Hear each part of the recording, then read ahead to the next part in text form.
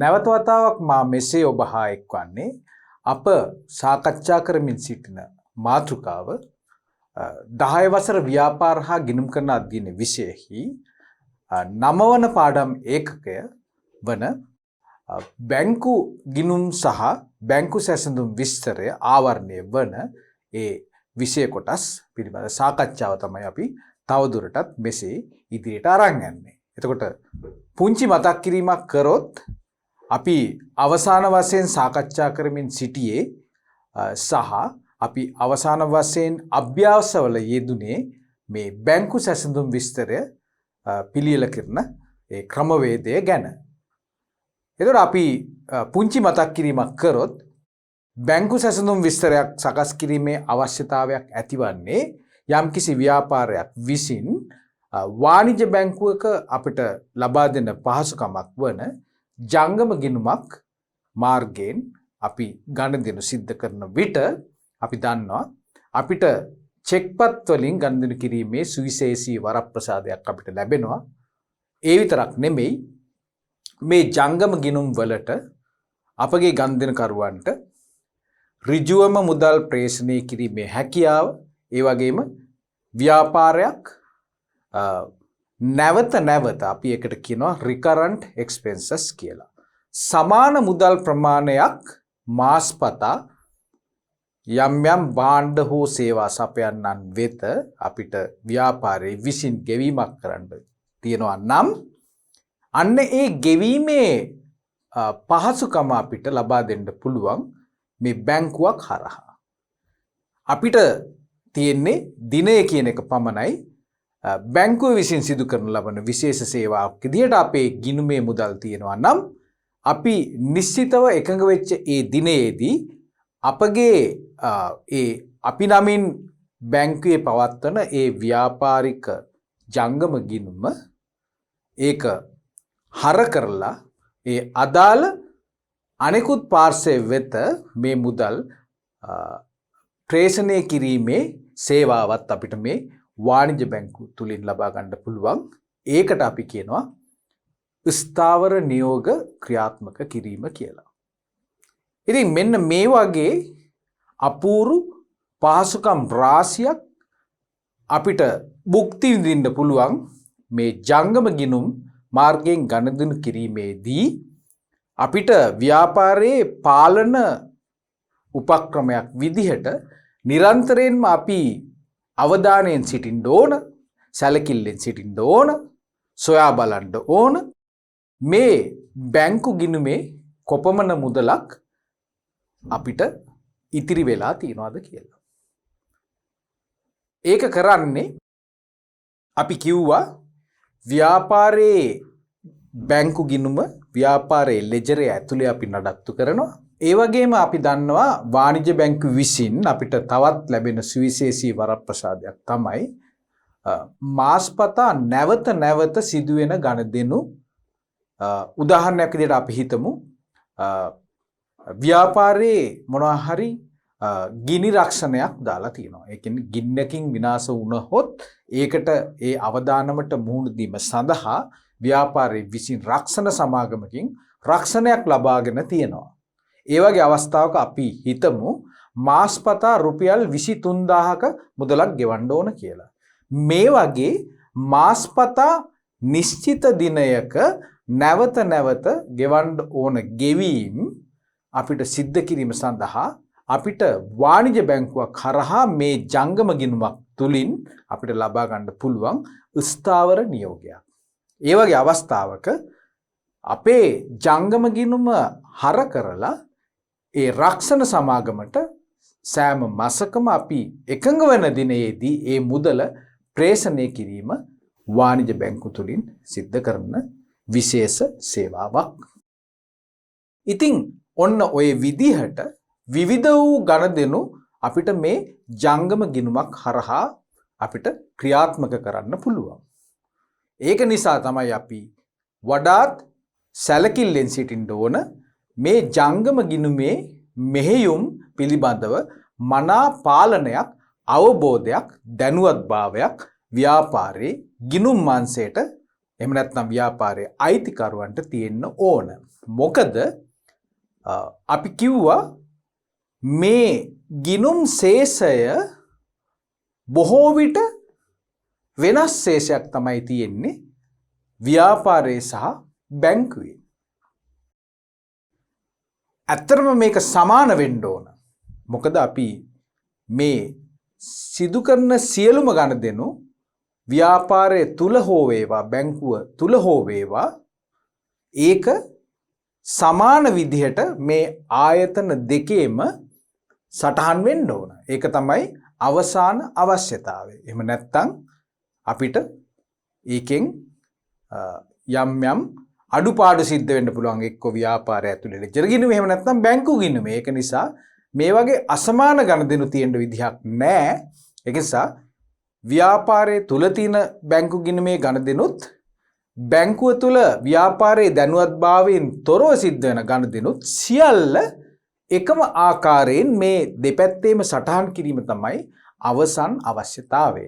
නමුත් අපි හඳුනගත්තා తాවකාලිකව මේ ව්‍යාපාරය ඇතුලේ තියෙන බැංකු ගිණුමේ තියෙන ශේෂයත් ඒ වගේම බැංකුවේ තියෙන පොත්පත්වල තියෙන ශේෂයත් අසමාන වීමට යම් යම් කරුණු කාරණා බලපානවා කියලා.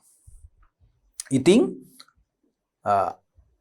මේ අසමානතාවයේ නිසා తాවකාලිකව අසමානතාවයක් තිබීම නිසා එහෙමත් නැත්නම් ව්‍යාපාරයේ ලෙජරේ තියෙන බැංකු ගිණුමේ තියෙන යම් යම් වැරදි සහ අඩුපාඩු නිසා වැරදි ගනුදෙනු සටහන් වීම නිසා මේ ශේෂයන් දෙක අසමාන වෙන්න පුළුවන්.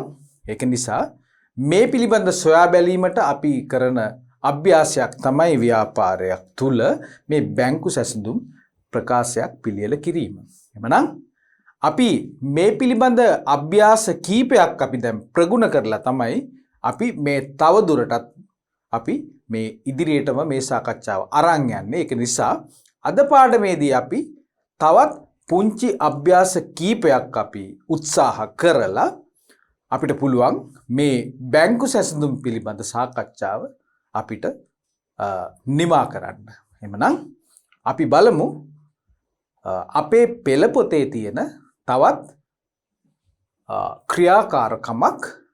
මම මේ අවස්ථාවේ එහෙමනම් අපේ දරු දැරියන්ට කියනවා ඕගොල්ලෝ බලන්න ඕගොල්ලෝගේ පෙළ පොතේ තියෙන මේ ක්‍රියාකාරකම් අංක 5. ඒතර මාත් එක්ක මේක සාකච්ඡා කරලා මේකට අවශ්‍ය පිළිතුර අපි ගොඩනගන ආකාරය අපි අද උත්සාහ කරමු. හොඳයි. අපි එහෙමනම් කියවලා බලමු මේ ක්‍රියාකාරකම 5. බැංකු ජංගම ගිණුමක් පවත්වා ගනිමින් සිදු කළ ගනුදෙනු ඇතුළත් කර බැංකුව විසින් 2021 මාර්තු මාසයේ සඳහා ඔබ වෙත බැංකු ප්‍රකාශයක් එවා ඇතැයි සිතන්න. බැංකු ප්‍රකාශයේ දැක්වෙන අවසාන ශේෂය ඔබ පිළියෙල කළ බැංකු ගිණුමේ ශේෂයට වඩා වෙනස්ව ඇති බව අනාවරණය විය. එමනම් අපෙන් බලාපොරොත්තු වන්නේ අංක 1 බැංකු ගිණුමේ ශේෂය හා බැංකු ප්‍රකාශයේ දැක්වෙන ශේෂය වෙනස් විය හැකි කාරණා සටහන් කරන්න. දෙවෙනි කොටස. බැංකු ප්‍රකාශයේ ශේෂය බැංකු ගිණුමේ ශේෂයට වඩා වැඩි වූයේ නම් එසේ වීමට හේතු විය හැකි කරුණු ඔබ සඳහන් කළ හේතු ඇතුරින් සොයා දක්වන්න.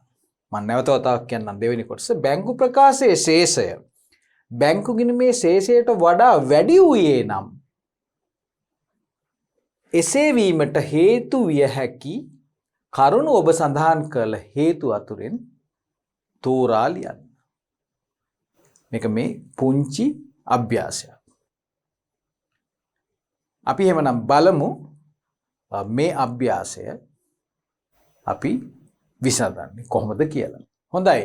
එහෙමනම් අපි මුලින්ම බලමු මේ පළවෙනි කොටසට කොහොමද අපි පිළිතුරු ලියන්නේ කියලා. එහෙමනම් පළවෙනි කොටසෙන් අපෙන් අහන්නේ නැවත වතාවක් මම කියන්නම් බැංකු ගිණුමේ ශේෂය හා බැංකු ප්‍රකාශයේ දැක්වෙන ශේෂය වෙනස් වීමට හේතු විය හැකි කරුණු සඳහන් කරන්න. අපි අර කිව්ව తాවකාලික අසමතුලිතතාවයක් වෙනස්කමක් ඇති වෙන්න අපි ගොනුගත කරොත් ඒකට බලපාන හේතු අන්න ඒ හේතු මොනවද කියන එක හඳුනා ගන්න තමයි මෙතෙන්දී අපි පිළිතුර විදිහට ලියන්න ඕන. මේක ඇත්තටම න්‍යායාත්මක කරුණු අපි මේක මේ වෙන විට අපි මේක ආවරණය කරලා තියෙනවා ඉතාමත් හොඳින්. ඒක නිසා අපේ දුවලා පුතාලාට මේකට පිළිතුර මං හිතන්නේ මතක් කරගන්න පුළුවන්. ඒක නිසා උත්සාහ කරන්න බලන්න මේකට අපි මොකද්ද ලියන්නේ කියලා. එතකොට මෙන්න මේ වගේ ගණන් තමයි අපේ මේ විභාග ප්‍රශ්න පත්‍රවල අපිට ලැබෙන්නේ. තාමත් සංකීර්ණ ගණන් අපිට හදන්න මේකෙන් බලාපොරොත්තු වෙන්නේ නැහැ. ඔයගොල්ලෝ පොඩ්ඩක් බැලුවොත් එහෙම මෑත කාලේ තිබ්බ ඒ විභාග ප්‍රශ්න පත්‍රවල මේ බැංකු සැසඳුම් ප්‍රකාශය කියන ඒ කොටස ආවරණය වෙන්න අපිට ලැබිලා තියෙන ප්‍රශ්න දිහා බැලුවොත් එහෙම අපිට පේනවා ඊටමත් සරල ප්‍රශ්න කීපයක් තමයි අපිට අහන්නේ සංකීර්ණතාවයක් නැහැ. ඒක නිසා අපිට ආයාසයෙන් තොරව අපිට ඉතා හොඳින් මේ පිළිතුරු සපයන්න පුළුවන් විශ්වාසයක් අපිට ගොඩනගා ගන්න පුළුවන්. ඒක නිසා අපිට මේ බැංකු සැසඳුම් ආශ්‍රයේ මේ ගැටලු විසඳීම අපිට ඒ තරම් අභියෝගයක් නොවේයි. ඒක නිසා තමයි මම අපේ දරුදැරියන්ට මතක් කරේ මේක හරියට නිවැරදිව අපි මේක මනසට දාගන්න ඕන. මේක පාඩම් කරන්නේ නැතුව කොහොමද මේක කරන්න කියලා. ඒකට මම ඔයගොල්ලන්ට හොඳ පියවරයන් 4ක් ගැන කියලා දුන්නා. ඒ පසුගිය පාඩම් දිහා නැවත නැවත අපි බලලා අපි ඒ මොනවද මේ තියෙන ස්ටෙප්ස් 4 පියවරයන් 4 මේ පියවරයන් 4 අපි අනුගමනය කළොත් ආයාසයෙන් තොරවම අපිට මේකේ පිළිතුර අපිට ලබා ගැනීමේ හැකියාව අපිට ලැබෙනවා.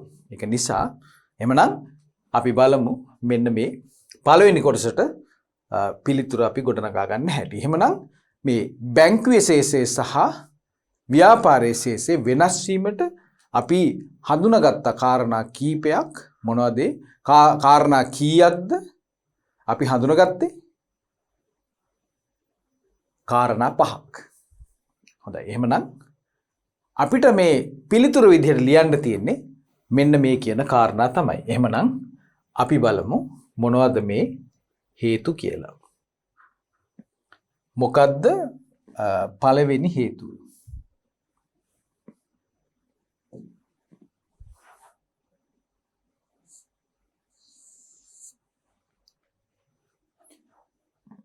පළවෙනි හේතුව තමයි ව්‍යාපාරයේ විසින් නිකුත් කරන නමුත් ගෙවීම සඳහා තවදුරටත් ඉදිරිපත් නොකළ චෙක්පත් පැවතීම. හරි නේද? අපි එහෙනම් පිළිතුර අපි ඉස්සලම ලියන්න උත්සාහ කරමු.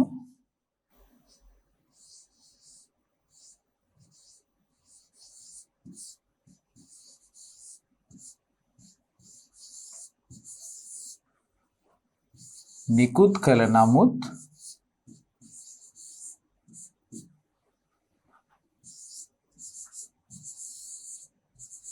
ගෙවීම සඳහා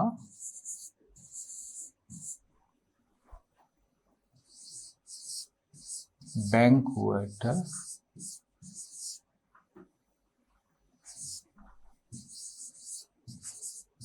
ඉදිරිපත් නොකළ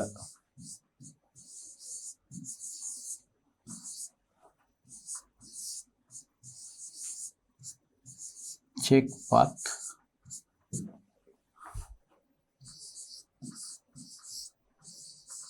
පැවතීම.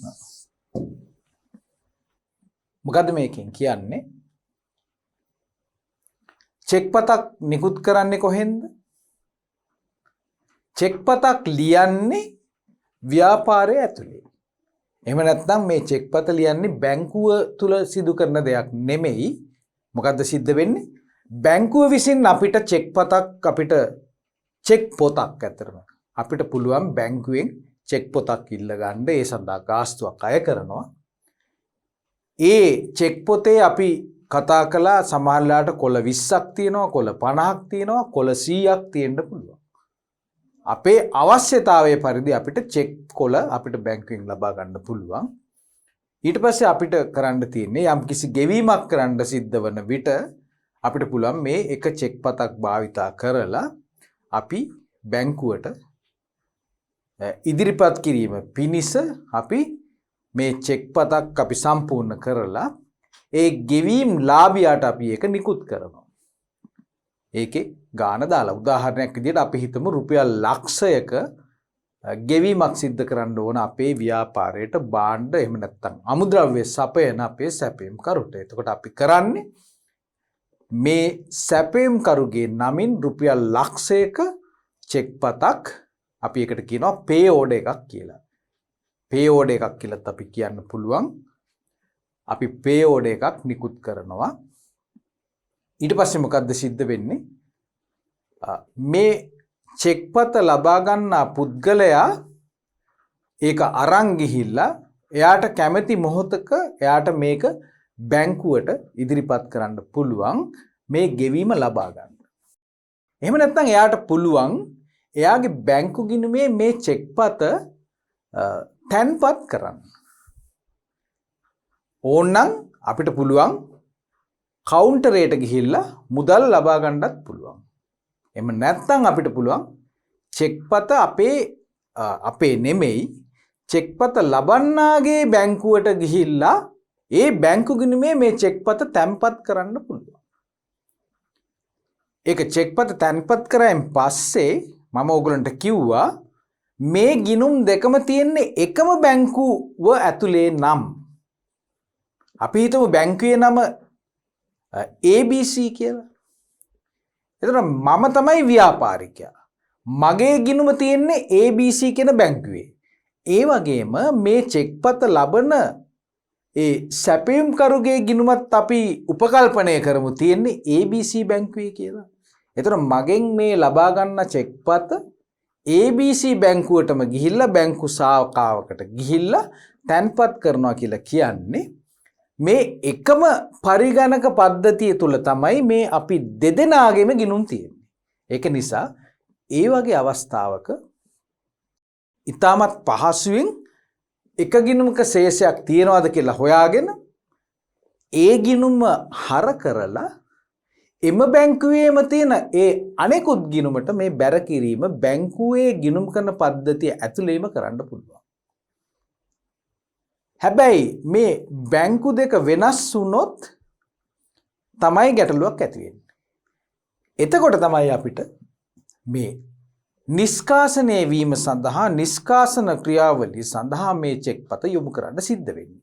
ඒ වගේ අවස්ථාවක මේ චෙක් පත තැන්පත් කරන බැංකුව විසින් කරන්නේ මේ චෙක් පතේ ස්කෑන් කරලා ගන්න පිළිරුවක් භාවිතයෙන් මේ චෙක් පත නිෂ්කාසන ක්‍රියාවලියට ඒ කියන්නේ ක්ලියරන්ස් හවුස් කියලා කියනවා ලංකා ක්ලියර්ස් කියලා කියනවා මේ නිෂ්කාසන ක්‍රියාදාමය කරන ඒ සමාගමට මේ පිටපත් ඉදිරිපත් කරලා නිෂ්කාසන ක්‍රියාවලිය සඳහා මේ චෙක් පත් බඳුන් වෙලා ඊට පස්සේ තමයි මේ විවිධ බැංකු හරහා සිද්ධ වෙන ඒ ගණදෙනු වල වටිනාකම් එක් බැංකුවකින් අඩු කරලා අනෙක් බැංකුවට ප්‍රේෂණය කිරීමේ ක්‍රියාවලිය කරන්නේ. කිසා මේ ක්‍රියාවලිය කරන්න සමහරවිට අපිට කාලපමාවක් තියෙන්න පුළුවන්. අපි චෙක්පත් තැන්පත් කළ දවසේම සමහර දේවල් මේ බැංකු දෙක හරහා ක්ලියර් වෙලා ලබන්නාගේ ගිණුමට බැරවීමක් සිද්ධ නොවෙන්න පුළුවන්. සමහර වෙලාවල් වල දවස් දෙකක් එහෙම නැත්නම් උපරිම වශයෙන් දවස් 3ක් යන අවස්ථාවල් අපි දැකලා තියෙනවා. ඉතින් ඒක හන්දා චෙක් පතක් තැන්පත් කළද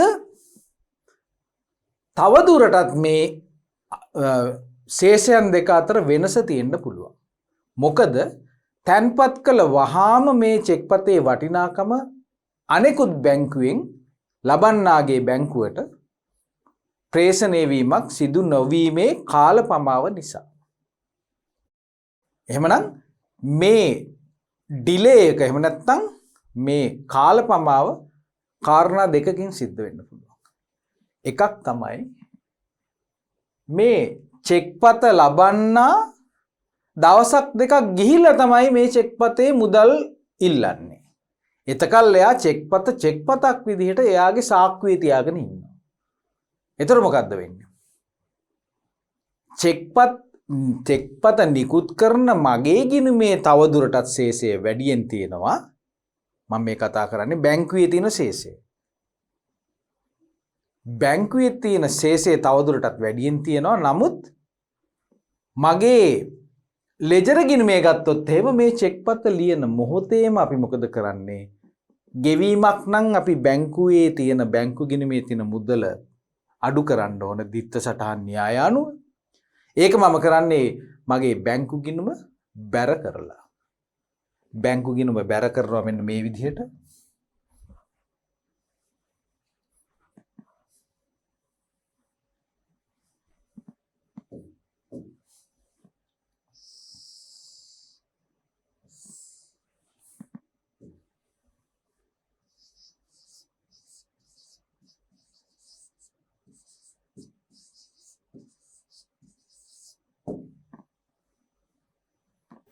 අපි හිතමු ලක්ෂයයි කියලා.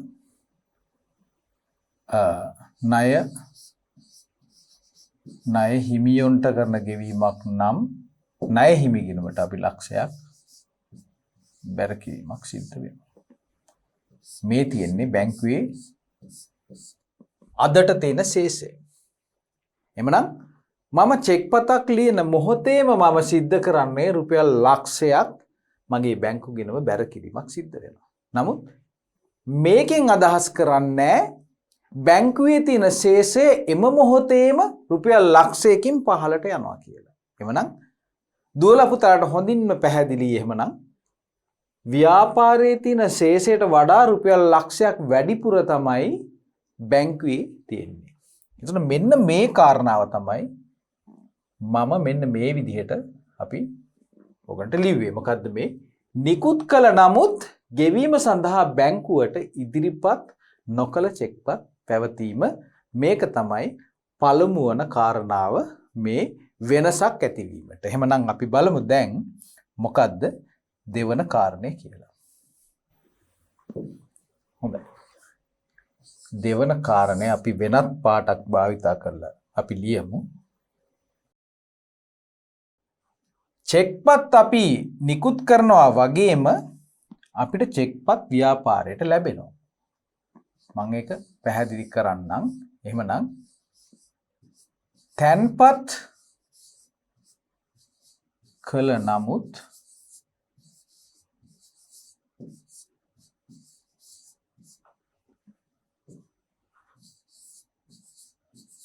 උපලබ්ධි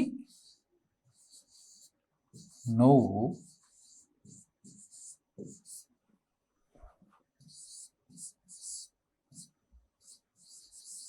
චෙක්පත්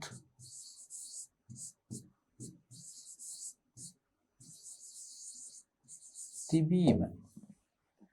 තවදුරටත් චෙක්පත් හා අදාළ යම් සිද්ධියක් නිසා බැංකු ගිණුමේ සහ බැංකුවේ තියෙන බැංකු ප්‍රකාශයේ තියෙන ශේෂය වෙනස් වීමට හේතුවක් සිද්ධ වෙන්න පුළුවන්.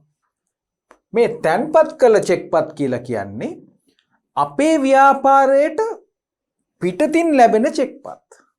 ඒ කියන්නේ අපේ පැත්තෙන් නම් අපි මේක කියනවා අපිට ලැබෙන ගෙවීම් කියලා. ඒ කියන්නේ අපි දන්නවා අපේ ණය ගැතියෝ ඉන්නවා. ණය ගැතියෝ අපිට සමහර වෙලාවල් වලදී චෙක්පත් භාවිතා කරලා අපිට ගෙවීම් සිද්ධ කරන්න පුළුවන්. මුදලින් ගෙවන්න අකමැති නම් චෙක්පතක් මාර්ගයෙන් ගෙවීම සිද්ධ කරන්න පුළුවන්. මෙන්න මේ කියන ගණයට අයත් අවස්ථාවක් තමයි අපි මේ කියන්නේ තැන්පත් කරන චෙක්පත් කියලා. ඒ කියන්නේ අපිට වෙනත් බැංකුවක හෝ අපේ බැංකුවේ චෙක්පතකින් නමුත් වෙනත් පාර්ශ්වයකින් අපේ බැංකුවේ නවන වෙනත් පාර්ශ්වයකින් අපිට ගෙවීමක් සිද්ධ කරනවා නම් අපිට ඒ මුදල අපේ ගිණුමට එකතු කරගන්න නම් මේ චෙක් පත අපි මොකද්ද කරන්න ඕන? තැන්පත් කරන්න ඕන අපේ ජංගම ගිණුමට. ඒකට අපිට තියෙනවා චෙක්පත් තැන්පත් කිරීමේ තුණ්ඩුව එහෙම නැත්නම් කුයිතාංශයක් තියෙනවා බැංකුවේ.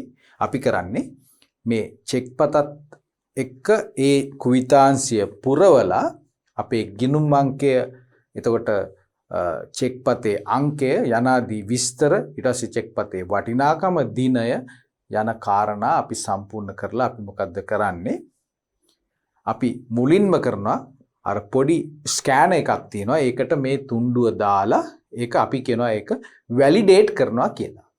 ඊට පස්සේ ඒ චෙක්පත අපි අර බොක්ස් එකකට දැම්මයින් පස්සේ ඒගොල්ලෝ මොකද කරන්නේ බැංකුව මේ චෙක්පත එම බැංකුවේම නිකුත් කරන ලද චෙක්පතක් නම් එම බැංකුවේම චෙක්පත නිකුත් කරන පාර්ශ්වය විසින් නඩත්තු කරන ගිණුමකින් නිකුත් කළ චෙක්පතක් නම් ඒ බැංකු ශාඛාව තුලදීම මේ ගිණුමේ මුදල් ටික මේ ගිණුමට මාරු කිරීම සිද්ධ කරන්න පුළුවන්. එහෙම නොවුනොත් මේ චෙක්පත ලියලා තින්නේ වෙනත් බැංකුවකින් නම් අර ඉස්සෙල්ලා මං කිව්ව විදිහටම මේක නිෂ්කාසන ක්‍රියාවලිය සඳහා යොමු කරනවා. ඒක නිසා ඊට පස්සේ තමයි මේ මුදල අපේ ගිණුමට එකතු වීම හෝ ඒ ගනුදෙනු ප්‍රතික්ෂේප කිරීම සිද්ධ වෙන්නේ. ඒක නිසා තැන්පත් කළ නමුත් උපලබ්ධි නො වූ චෙක්පත් තිබීම මෙතනදී මෙන්න මේ උපලබ්ධි කියලා අපි අදහස් කරන්නේ උපලබ්ධි කියන එකෙන් අපි අදහස් කරන්නේ තාම මේකේ චෙක්පතේ වටිනාකම නිර්වුල් වෙලා අපේ ගිණුමට තාම එකතු වෙලා නැහැ. අන්න ඒක තමයි උපලබ්ධි නො වූ චෙක්පත් පැවතීම කියලා කියන්නේ. මුදල් බවට හැරවිලා නැති චෙක්පත්. ඒක නිසා ඒ වගේ දෙයක් තිබ්බොත් එහෙම ගිණුම් දෙකේ වෙනසක් තියෙන්න පුළුවන්. මං අහන්නේ වැඩි ශේෂයක් තින්නේ කොයි ගිණුමේද? ඒ කියන්නේ අපි කතා කරන්නේ ව්‍යාපාරයේ තුල තියෙන ලෙජර් ගිණුම සහ බැංකු ගිණුම කියන එක සහ ඇත්තටම බැංකුවේ තියෙන බැංකුව ඇතුලේ පරිගණක පද්ධතිය ඇතුළත තියෙන ශේෂයන් අතරින් කොයි එකද වැඩි කොයි එකද අඩු? ඒක තමයි මම අහන ප්‍රශ්නේ. මොකද මේ තැන්පත් කළ චෙක්පත්. ඒක අපි තේරුම් ගන්න නම් අපි හිතන්න ඕනේ ඒකේ ද්විත්ව සටහන මොකක්ද කියලා. අපි හිතමු අපිට මේ චෙක්පත ලැබෙන්නේ ණය හිමියෙක්ගෙන් කියලා. ණය හිමියෙක්ගෙන්. එහෙම වුණොත් මොකද්ද අපේ ගිණුම් දෙකක් එතකොට සම්බන්ධ වෙනවා. මොකද්ද?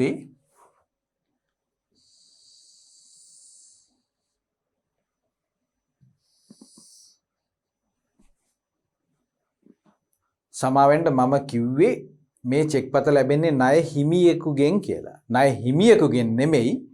ඒක නිවැරදි වෙන්න ඕන ණය ගැතියෙකුගෙන් ලැබිච්ච චෙක්පතක් කියලා. මොකද අපිට චෙක්පත් ලැබෙන්නේ අපේ ණය ගැතියන්ගෙන් නිසා. ඒක නිසා මේ අවස්ථාවේදී මම මේ ගිණුම නම් කරනවා ණය ගැති ගිණුමක් කියලා. හොඳින් තේරුම් ගන්න. හරි? මෙන්න මම ණය ගැති ගිණුම මෙතනින් පෙන්නනවා. අපි හිතමු අපිට ලැබෙන චෙක්පත ණය ගැතියෙකුගෙන් අපිට ලැබෙනවා රුපියල් 20000ක චෙක්පතක්. අපි දැන් බලමු මේකේ ද්විත්ව සටහන මොකද්ද කියලා. 20000ක ගෙවීමක් අපිට ලැබෙනකොට මොකද්ද ද්විත්ව සටහන? අපි කොහොමද ඒක ලකුණු කරන්නේ? මේ තමයි ණය ගැතියු කියලා කියන්නේ මොන ගණයට අයත් ගිණුමක්ද? වත්කම් ගණයට අයත් ගිණුමක්. එහෙමනම් ණය ගැතියෙක් අපිට ගෙවනවා කියලා කියන්නේ ණය ගැතියගේ ණය ගැතිභාවය අපිට අඩු කරන්න සිද්ධ වෙනවා. මොකද ඔහු රුපියල් 20000කින් ඔහුගේ ණය අපට ගෙවන නිසා අපි 20000ක් ණය ගැති ගිණුම බැර කරනවා. එහෙමනම් කොහෙටද අපි මේක හර කරන්නේ? මේක හර කරන්නේ බැංකු ගිණුමට.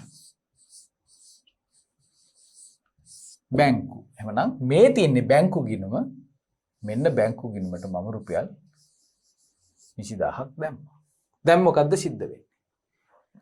ණය ගැතියෙකුගෙන් අපිට මුදල් ලැබෙනකොට අපි ඒක ලෙජර් ගිණුමට අපි ඒක යාවත් කාලීන කරනකොට සිද්ධ වෙන්නේ බැංකු ගිණුමේ ශේෂය අපි ඉහළට දානවා. ඒ වටිනාකමෙන් අපි බැංකු ශේෂය ඉහළට දානවා. චෙක්පත ලද වහාම. එහෙමනම් මේක ණය ගැති. ණය ගැති ගිණුම තමයි අපි බැර කරන්නේ.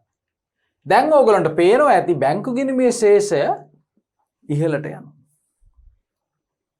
නමුත් මේ චෙක්පත භෞතිකව මේ ලැබෙන මොහොතේම බැංකු ගිණුම අපි මේ විදිහට ඒකේ ශේෂය අපි වැඩි කරාට ඕගොල්ලෝ කල්පනා කරන්න බලන්න මේ චෙක්පතේ වටිනාකම බැංකු ගිණුමට දැන් යාවත් කාලින වෙලාද තියෙන්නේ? කිසිසේත්ම නැහැ. මොකද අපිට මේ චෙක්පත දැන් තමයි ලැබුණේ. දැන් තමයි අපි ආයතනයේ ඇතුලේ තියෙන ගිණුම් කරන පද්ධතිය යාවත් කාලීන කරේ. තව කොච්චර දේවල් මේකේ කරන්න තියෙනවද? මේක හවස නම් හම්බුනේ. අපි හිතමු හවස 4ට කියලා. අපිට පුළුවන් ද එදාම මේක ගිණුම්ගත කරන්න? ගිණුම්ගත කරනවා කියලා කියන්නේ බැංකුවට. බැංකුවට තැන්පත් කරන්න බෑ. ඔයගොල්ලෝ දන්නවා බැංකුවක් සමහර වෙලාවට පස්වරු 3 විතර වෙන විට ඊට පස්සේ කිසිම ගනුදෙනුවක් සිද්ධ කරන්නේ නැහැ. ඊට පස්සේ ඒක බැංකුව ගනුදෙනුකරුවන්ට වහනවා. එතකොට මේක අපිට ගිණුම්ගත කරන්න පුළුවන් එහෙම නැත්නම් බැංකුවේ තැන්පත් කරන්න පුළුවන් වෙන්නේ පස්සේ දවසේ. ඊට පසු දින. එතකොට මේ තැන්පත් කළ චෙක්පත එහෙමනම් මේ తాවකාලිකව බැංකු ගිණුමේ ශේෂය හරියට මේක නිර්වුල් වුණා වගේ අපි වැඩි කරලා තමයි පෙන්වන්නේ. නමුත් ඇත්තටම ගත්තොත් එහෙනම් බැංකුවේ ශේෂයට මොකක්ද වෙලා තියෙන්නේ? බැංකු ප්‍රකාශයේ තියෙන ශේෂය බැංකුවේ පරිගණක පද්ධතිය තුල තාම මේ රුපියල් 20000 චෙක්පත ගැන ඒගොල්ලෝ දන්නේ නැහැ. ඒක නිසා බැංකුවේ තියෙන්නේ අඩු ශේෂයක්. එහෙම නේද? එහෙමනම් මේ ගිණුම් ශේෂ දෙක අතර වෙනසක් තියෙන්න පුළුවන්. හොඳයි. එහෙමනම් අපි දැන් කාරණා දෙකක් අපි හොයාගත්තා. එහෙමනම් අපි දැන් බලමු මොකද්ද තුන්වන කාරණය කියලා. තුන්වන කාරණය.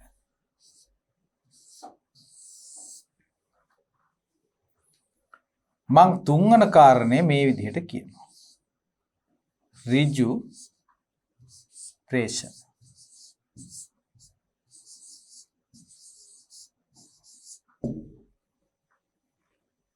ඍජු ප්‍රේෂණ කියලා කියන්නේ මොනවද? අපිට ගෙවීමක් කරන්න තියෙන වෙනත් පාර්ශවයක් අපි හිතමු අපි භාණ්ඩ විකුණපු ණය ගැතියෙක් කියලා මෙතනදී. මේ ණය ගැතියා අපිට චෙක්පතක් නිකුත් කරනවා වෙනුවට ඒගොල්ලෝ මොකද්ද කරන්නේ? ඒගොල්ලෝ කෙලින්ම මේ මුදල ගිහිල්ලා තැන්පත් කරනවා අපේ නමින් තියෙන ගිණුමට.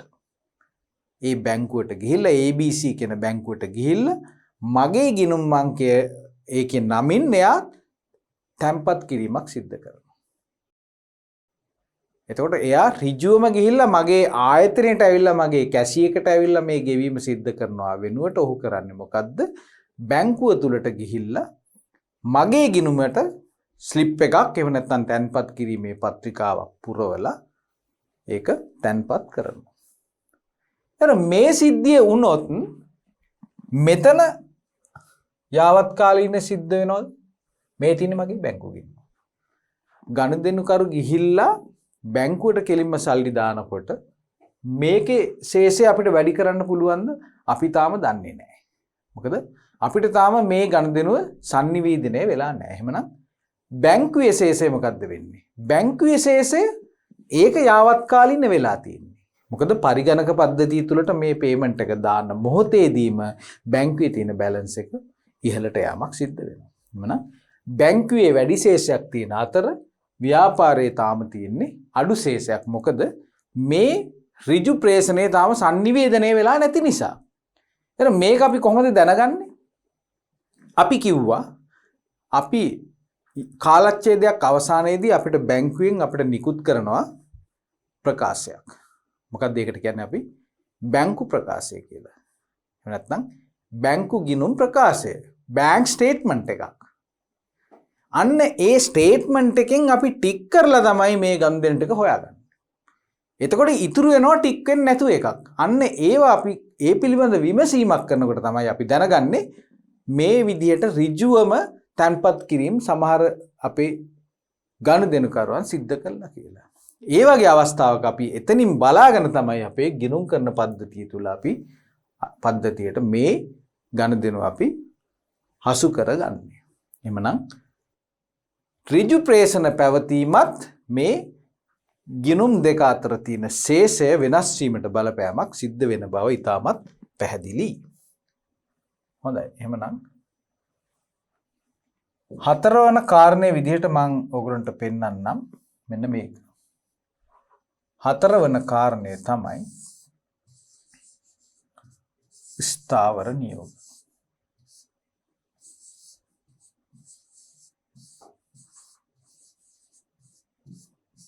මම ඕගොල්ලන්ට මුලින්මත් සඳහන් කරා අපිට පුළුවන් බැංකුවට උපදෙසක් දීලා තියන්න සෑම මාසකම මෙන්න මේ කියන වටිනාකම මෙන්න මේ කියන පාර්ශවයට අපි ඒක ප්‍රේෂණය කරන්න කියලා.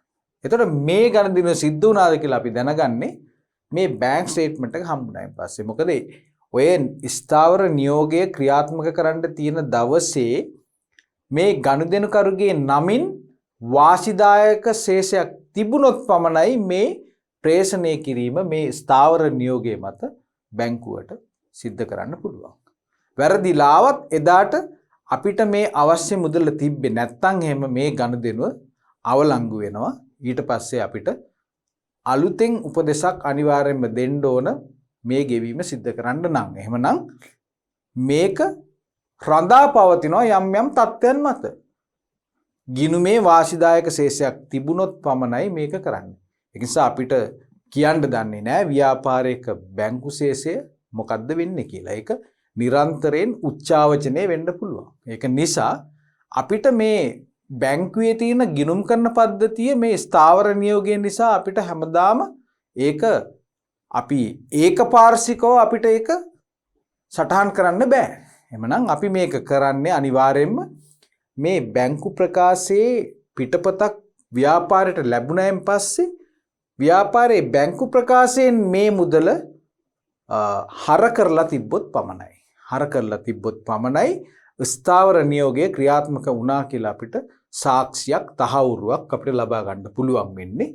ඒක දිහා බලලා තමයි අපි මේ බැංකු ගිණුම අපි යාවත් කාලින කරන්නේ. ඒක නිසා ස්ථාවර නියෝගයක් තිබීම මත යම්කිසි ගනුදෙනුවක් සිද්ධ වෙලා තියෙනවා නම් తాවකාලිකව ව්‍යාපාරයේ පොත්පත්වල තියෙන ශේෂයට වඩා අඩු ශේෂයක් බැංකුවේ ශේෂයේ තියෙන්න පුළුවන්.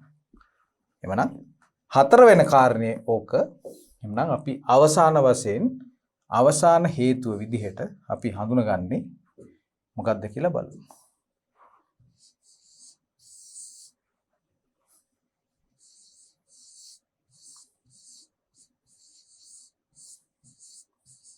බැංකු සේවා ගාස්තු.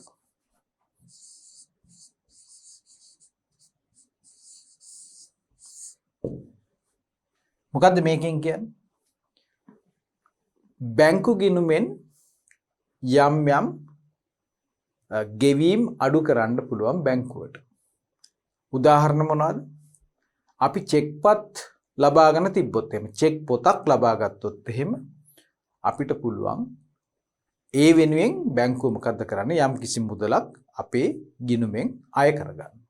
අපේ ජංගම ගිණුම හර කිරීම තුලින් බැංකුව එම ගාස්තුව අය කිරීම සිද්ධ කරනවා. ඒ වගේම තමයි යම් යම් දවස්වල බැංකුවේ අයිරාවක් තිබ්බොත් මොකද්ද අයිරාවක් කියලා කියන්නේ? බැංකුවේ තියෙන ශේෂයට වඩා වැඩිපුර චෙක්පත් නිකුත් කිරීම මත බැංකු ගිණුමේ තියෙන වාසිදායක ශේෂය අවාසිදායක ශේෂයක් බවට පත් වෙන්න පුළුවන්. ඉතින් මේ වගේ අවස්ථාවකත් බැංකුව විසින් තව දුරටත් ඒ වගේ වැඩි ප්‍රමාණයක මුදල් ගෙවීමට පහසුකමක් ලබා දෙනවා. ඒකට අපි කියන්නේ මොකද්ද? බැංකු අයිරා පහසුකමක් කියලා. ඉතින් මේක කලින් පෙර සූදානමක් ඇතිව සිදු කරන්න ඕන arrangement එකක් විදිහට අපිට හඳුන්වන්න පුළුවන්.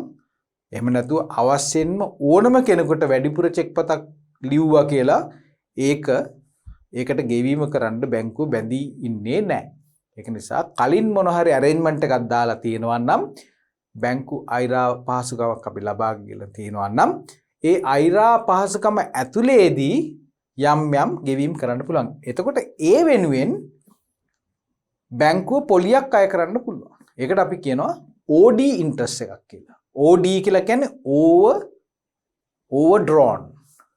වැඩිපුර ලබාගත් මුදල්. overdraft. බැංක් overdraft එකක්. OD එකක් තිබ්බොත් ඒ වෙනුවෙන් පොලියක් අය කරනවා. ඒක එතකොට මොකද්ද කරන්නේ? ජංගම ගිණුමට හර කිරීම තුලින් තමයි පොලිය අය කරගන්නේ. එතකොට ඒ වගේ පොලියක් අය කරාද කියලා අපි දැනගන්නේ මේ බැංක් ස්ටේට්මන්ට් එක ආවයින් පස්සේ. එහෙමනම් මේ ගණදෙනුව නිසා తాවකාලිකව මේ පොත්පත් පන්ති දෙක අතර වෙනසක් තියෙන්න පුළුවන්. එහෙමනම් මේ ගානේ පළවෙනි කොටසෙන් අපෙන් ඇහුවේ බැංකු ගිණුමේ ශේෂය හා බැංකු ප්‍රකාශයේ දැක්වෙන ශේෂය වෙනස් වීමට හේතු විය හැකි කරුණු සඳහන් කරන්න කියලා. එහෙමනම් අපි කරුණු කීයක්ද? කරුණු 5ක් අපි හඳුනාගත්තා.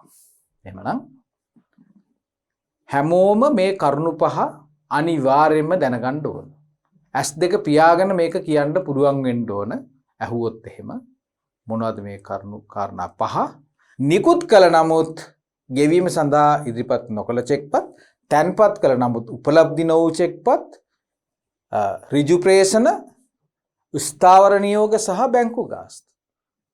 ඊටම සරලයි. කාරණා 5යි.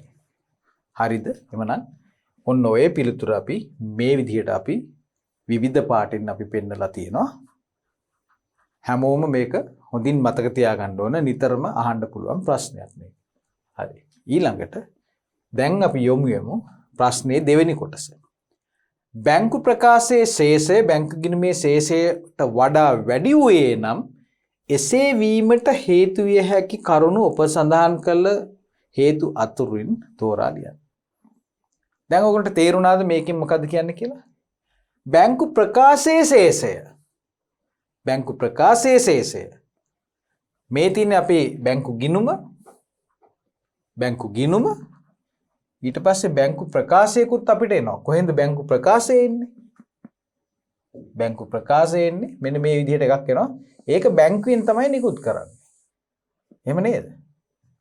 මෙන්න මේ විදිහට තීරු 3කින් යුක්තව බැංකු ප්‍රකාශය. අපි මෙහෙම ලියමු.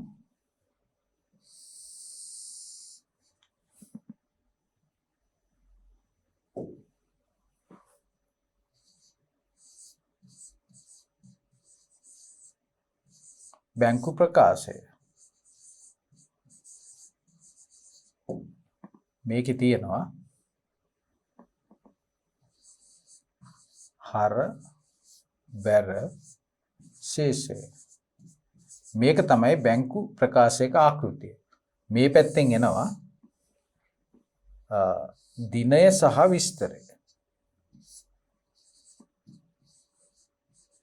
දිනය විස්තරය. මේ තමයි යම්කිසි කාල පරිච්ඡේදයක් තුල බැංකු ගිණුම තුල සිදුවෙච්ච ගනුදෙනු තහවුරු කර ගනිමින් බැංකුව විසින් ගිණුම් හිමියා වෙත නිකුත් කරන ස්ටේට්මන්ට් එක. ඒකට අපි කියන්නේ බැංකු ප්‍රකාශය කියලා. එතකොට බැංකුව පැත්තෙන් සිදුවෙච්ච සියලුම ගනුදෙනු යාවත් කාලීන කරලා අවම වශයෙන් මාසයකට වරක්වත් මේ බැංකු ප්‍රකාශය සෑම ගිණුම් හිමියෙකුටම ලබා දෙනවා. එතකොට අපි මොකද්ද කරන්නේ? මේකේ තියෙන ගණදෙනු අපි සංසන්දනය කරලා බලනවා මේ ගිණුම් කරන පද්ධතිය තුල තියෙන බැංකු ගිණුමේ තියෙන ගණදෙනුත් එක්ක. සියලුම ගණදෙනු අපි සංසන්දනය කරනවා. මෙතෙන්දි තමයි මම කිව්වේ අර හරබැර මාරු වීමක් තියෙනවා කියලා. ඇයි මේ බැංකු ගිණුම අපට වත්කමක් වුණාට මම ඔයගලන්ට කිව්වා මේක බැංකුවට වගකීමක් කියලා. ඇයි මේ අපේ තියෙන අතිරික්ත මුදල් තමයි අපි බැංකුවේ තැන්පත් කරලා තියෙන්නේ. එතකොට අපේ මුදල් ආරක්ෂා කරලා දෙන්න තමයි බැංකුව මෙතෙන්දී ඉදිරිපත් වෙන්නේ. ඒක නිසා අපේ මුදල් ටික අපි බැංකුවේ තැන්පත් කරනවා කියලා කියන්නේ බැංකුවට එක බැඳීමක්. බැංකුවට එක වගකීමක්. ඇයි බැංකුව අපිට මේ මුදල ණය නිසා. අපිට මේක වත්කමක්. මොකද අපේ සල්ලි. ඒක නිසා අපිට මේක වත්කමක්. මුදල් කියන්නේ වත්කමක් කියලා අපි දන්නවා.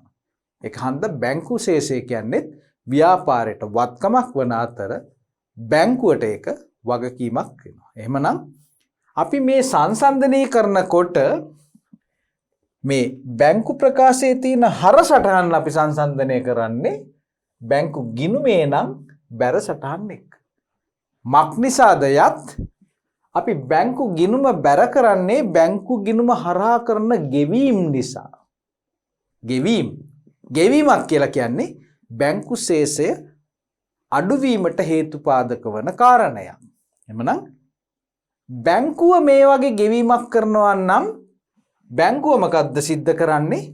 මෙන්න මේ හර තීරයේ තමයි ඒක පෙන්වන්නේ. ඇයි බැංකුව අපිට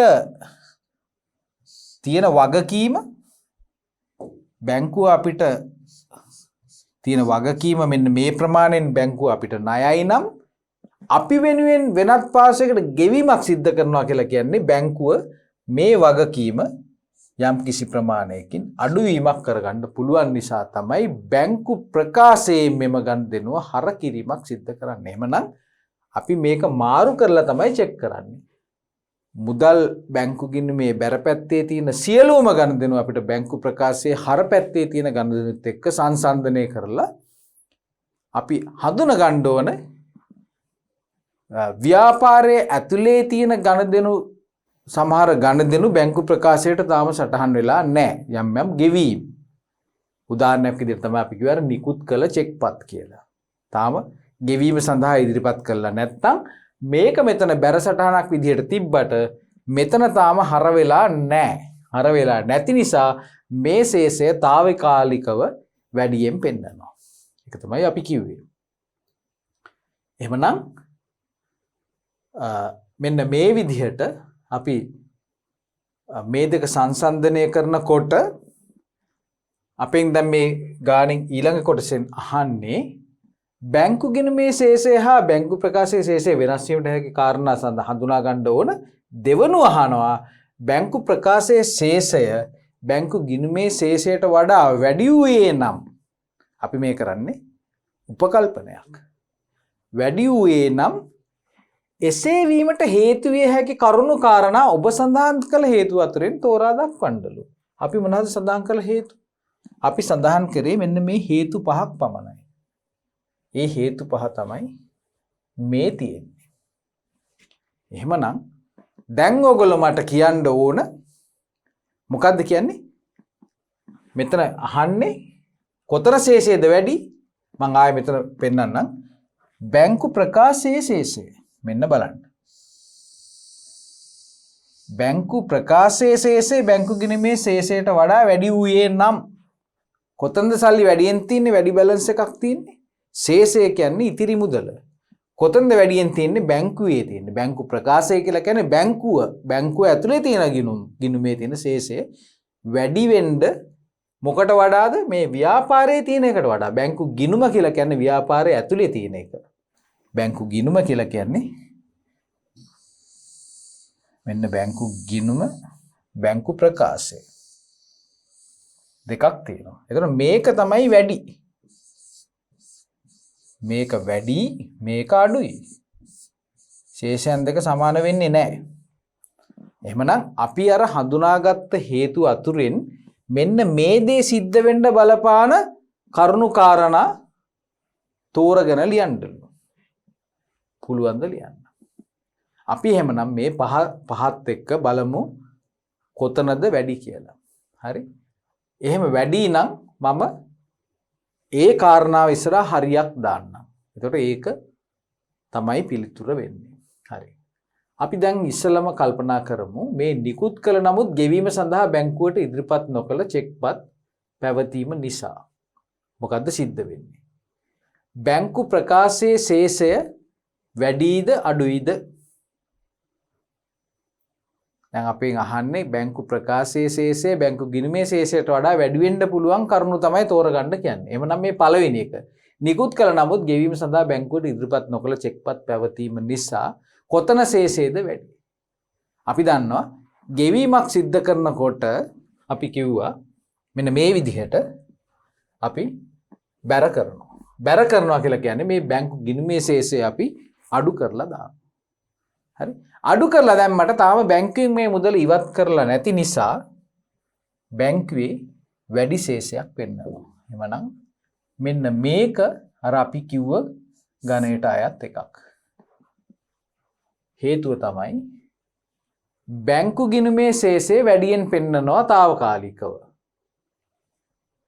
බැංකු ගිණුමට වඩා ගිණුම අපි දැන් බැර කරලා තියෙන නිසා ගිණුමේ ශේෂය අපි අඩු කරලා තියෙන්නේ. නමුත් බැංකු ගිණුමේ ශේෂය වැඩි. ඊළඟ දෙවෙනි එක. තැන්පත් කළ නමුත් උපලබ්ධි නො වූ චෙක්පත් තිබීම නිසා කොතන ශේෂයද වැඩි වෙන්නේ? අපි දැක්කා චෙක්පතක් තැන්පත් කරනකොට ඒ ගිණුම් ඒ සටහන කරන අවස්ථාවේදීම අපි බැංකු ගිණුමේ ශේෂය අපි වැඩි කරලා දානවා. නමුත් තාම මේ මුදල් ටික නිරවුල් වෙලා අපේ ගිණුමට එකතු වෙලා නැහැ. එහෙමනම් මේ අවස්ථාවේදී වැඩි වෙන්නේ බැංකු ගිණුමේ ශේෂය. එතකොට අර මේ ගාණෙන් අහන දේ සිද්ධ වෙන්නේ නැහැ. ඒක නිසා මේක මම වැරදි දාමු. අපි දැන් බලමු ඊළඟ ගණන්. ඍජු ප්‍රේෂණයක් තිබ්බොත් කොතනද වැඩි? අපි දන්නවා. අපි තාම දන්නේ නැහැ. කස්ටමර් ගිහිල්ලා කෙලින්ම අපේ බැංකු ගිණුමට මුදල තැන්පත් කරනවා. තැන්පත් කිරීම නිසා ඒ මොහොතේම බැංකු ගිණුමේ ශේෂය ඉහළට යනවා. එවනම් අර ගාණෙන් අහන්නේ ඒක. බැංකු ගිණුමේ ශේෂය වැඩි වෙන අවස්ථාවක්ද බැංකු ගිණුමේ ශේෂය අඩු වෙන අවස්ථාවක්. බැංකු ප්‍රකාශයේ ශේෂය වැඩි වෙන අවස්ථාවක්. බැංකු ගිණුමේ ශේෂය අඩු වෙන අවස්ථාවක්. එහෙමනම් තාම මේ ඍජු ප්‍රේෂණය බැංකු ගිණුමට අපි සටහන් කරලා නැති නිසා කොතන ශේෂයද වැඩි? බැංකු ප්‍රකාශයේ ශේෂය වැඩි. එහෙමනම් මේ ගාණෙන් අහන දේ මෙතෙන්දි සිද්ධ වෙනවා. එහෙමනම් ඍජු ප්‍රේෂණයක් තියනවා කියලා කියන්නේ බැංකු ප්‍රකාශයේ තියෙන ශේෂය වැඩි. ස්ථාවර නියෝග. ස්ථාවර නියෝග කියලා කියන්නේ මොනවද? ගෙවීම් වලට අදාළ දෙයක්. ගෙවීමක් කරනවා කියලා කියන්නේ අනිවාර්යයෙන්ම ශේෂය පල්ලෙහාට යෑමක් තමයි සිද්ධ වෙන්නේ. එහෙමනම් ශේෂය වැඩිවීමක් එතනදි සිද්ධ වෙන්නේ නැහැ. ස්ථාවර නියෝගය ක්‍රියාත්මක කරන අවස්ථාවේදීම බැංකුව විසින් බැංකු ගිණුම හර කරන නිසා ශේෂය අඩු වෙනවා. තාම ව්‍යාපාරයේ පැත්තෙන් ගත්තොත් එහෙම ව්‍යාපාරයේ තියෙන බැංකු ගිණුමට අපි මේක තාම මේක ගෙවීමක් විදිහට සඳහන් කරලා නැති නිසා මේ අවස්ථාවේදී වැඩි ශේෂයක් පෙන්වන්නේ ව්‍යාපාරයේ තියෙන බැංකු ගිණුමේ ශේෂය. මොකද මේ ගෙවීම හඳුනාගෙන නැති නිසා. ඒක නිසා මේකෙන් අහන කාරණාව මෙතන සිද්ධ වෙන්නේ නැහැ. එhmenan අපි අවසාන වශයෙන් අපි බලමු බැංකු සේවා ගාස්තු. බැංකු සේවා ගාස්තු කියලා කියන්නේත් බැංකු ගිණුම හර කරන්න සිදුවෙන ගණදෙනවා. හර කරනවා කියලා කියන්නේ බැංකුවේ තියෙන ශේෂය අඩු වීමට බලපාන හේතුවක්. ඒක නිසා මේ ගාණෙන් අහන විදිහට බැංකු ප්‍රකාශයේ ශේෂය වැඩියෙන් තියෙන්න මේක හේතු කාරණාවක් නෙමෙයි. මොකද මේක ගෙවීමක් නිසා, ගාස්තු අඩු කිරීමක් නිසා. ඒක නම් මේකෙත් බලපෑමක් අපිට සිද්ධ වෙන්නේ නැහැ. එහෙමනම් මේ කාරණා පහ ඇතුළෙන් අපිට හම්බ වෙන්නේ කාරණා දෙකක් පමණයි. කුමක් සඳහාද? බැංකු ගිණුමේ ශේෂයට වඩා බැංකු ප්‍රකාශයේ තියෙන ශේෂය වැඩි වීමට හේතු වෙන කාරණා දෙකක් පමණයි අපිට හමුවන්නේ. නිකුත් කළ නමුත් ගෙවීම සඳහා ඉදිරිපත් නොකළ චෙක්පත් සහ ඍජු ප්‍රේෂණ. එමනම් අපි ඒ අභ්‍යාසයේ තියෙන ඒ කොටස් දෙකටම අපි දැන් මේ වෙන විට අපි පිළිතුරු සපයලා අවසන්. හොඳයි. අපි තවත් පුංචි ගානක් අපි හදන්න උත්සාහ කරලා බලමු. හරි, මේ වගේ ගණන් තමයි අපිට එනවනම් උපරිම අපේ විභාග ප්‍රශ්න පත්‍රවල අපිට එන්න පුළුවන්. ඒක නිසා අපිට විශ්වාසයෙන් යුතුව අපිට පිළිතුරු සපයන්න අපි අවශ්‍ය දැනුම අපි එකතු කරගන්න ඕන. එහෙමනම් අපි කියවලා බලමු මේ අභ්‍යාසයෙන් පෙන්වන ගාන මොකක්ද කියලා. සුනිමල් පෙරේරා 2021 අගෝස්තු මාසයේ බැංකු ගිණුමේ වාසිදායක ශේෂය රුපියල් 45000කි. පෙරේරාගේ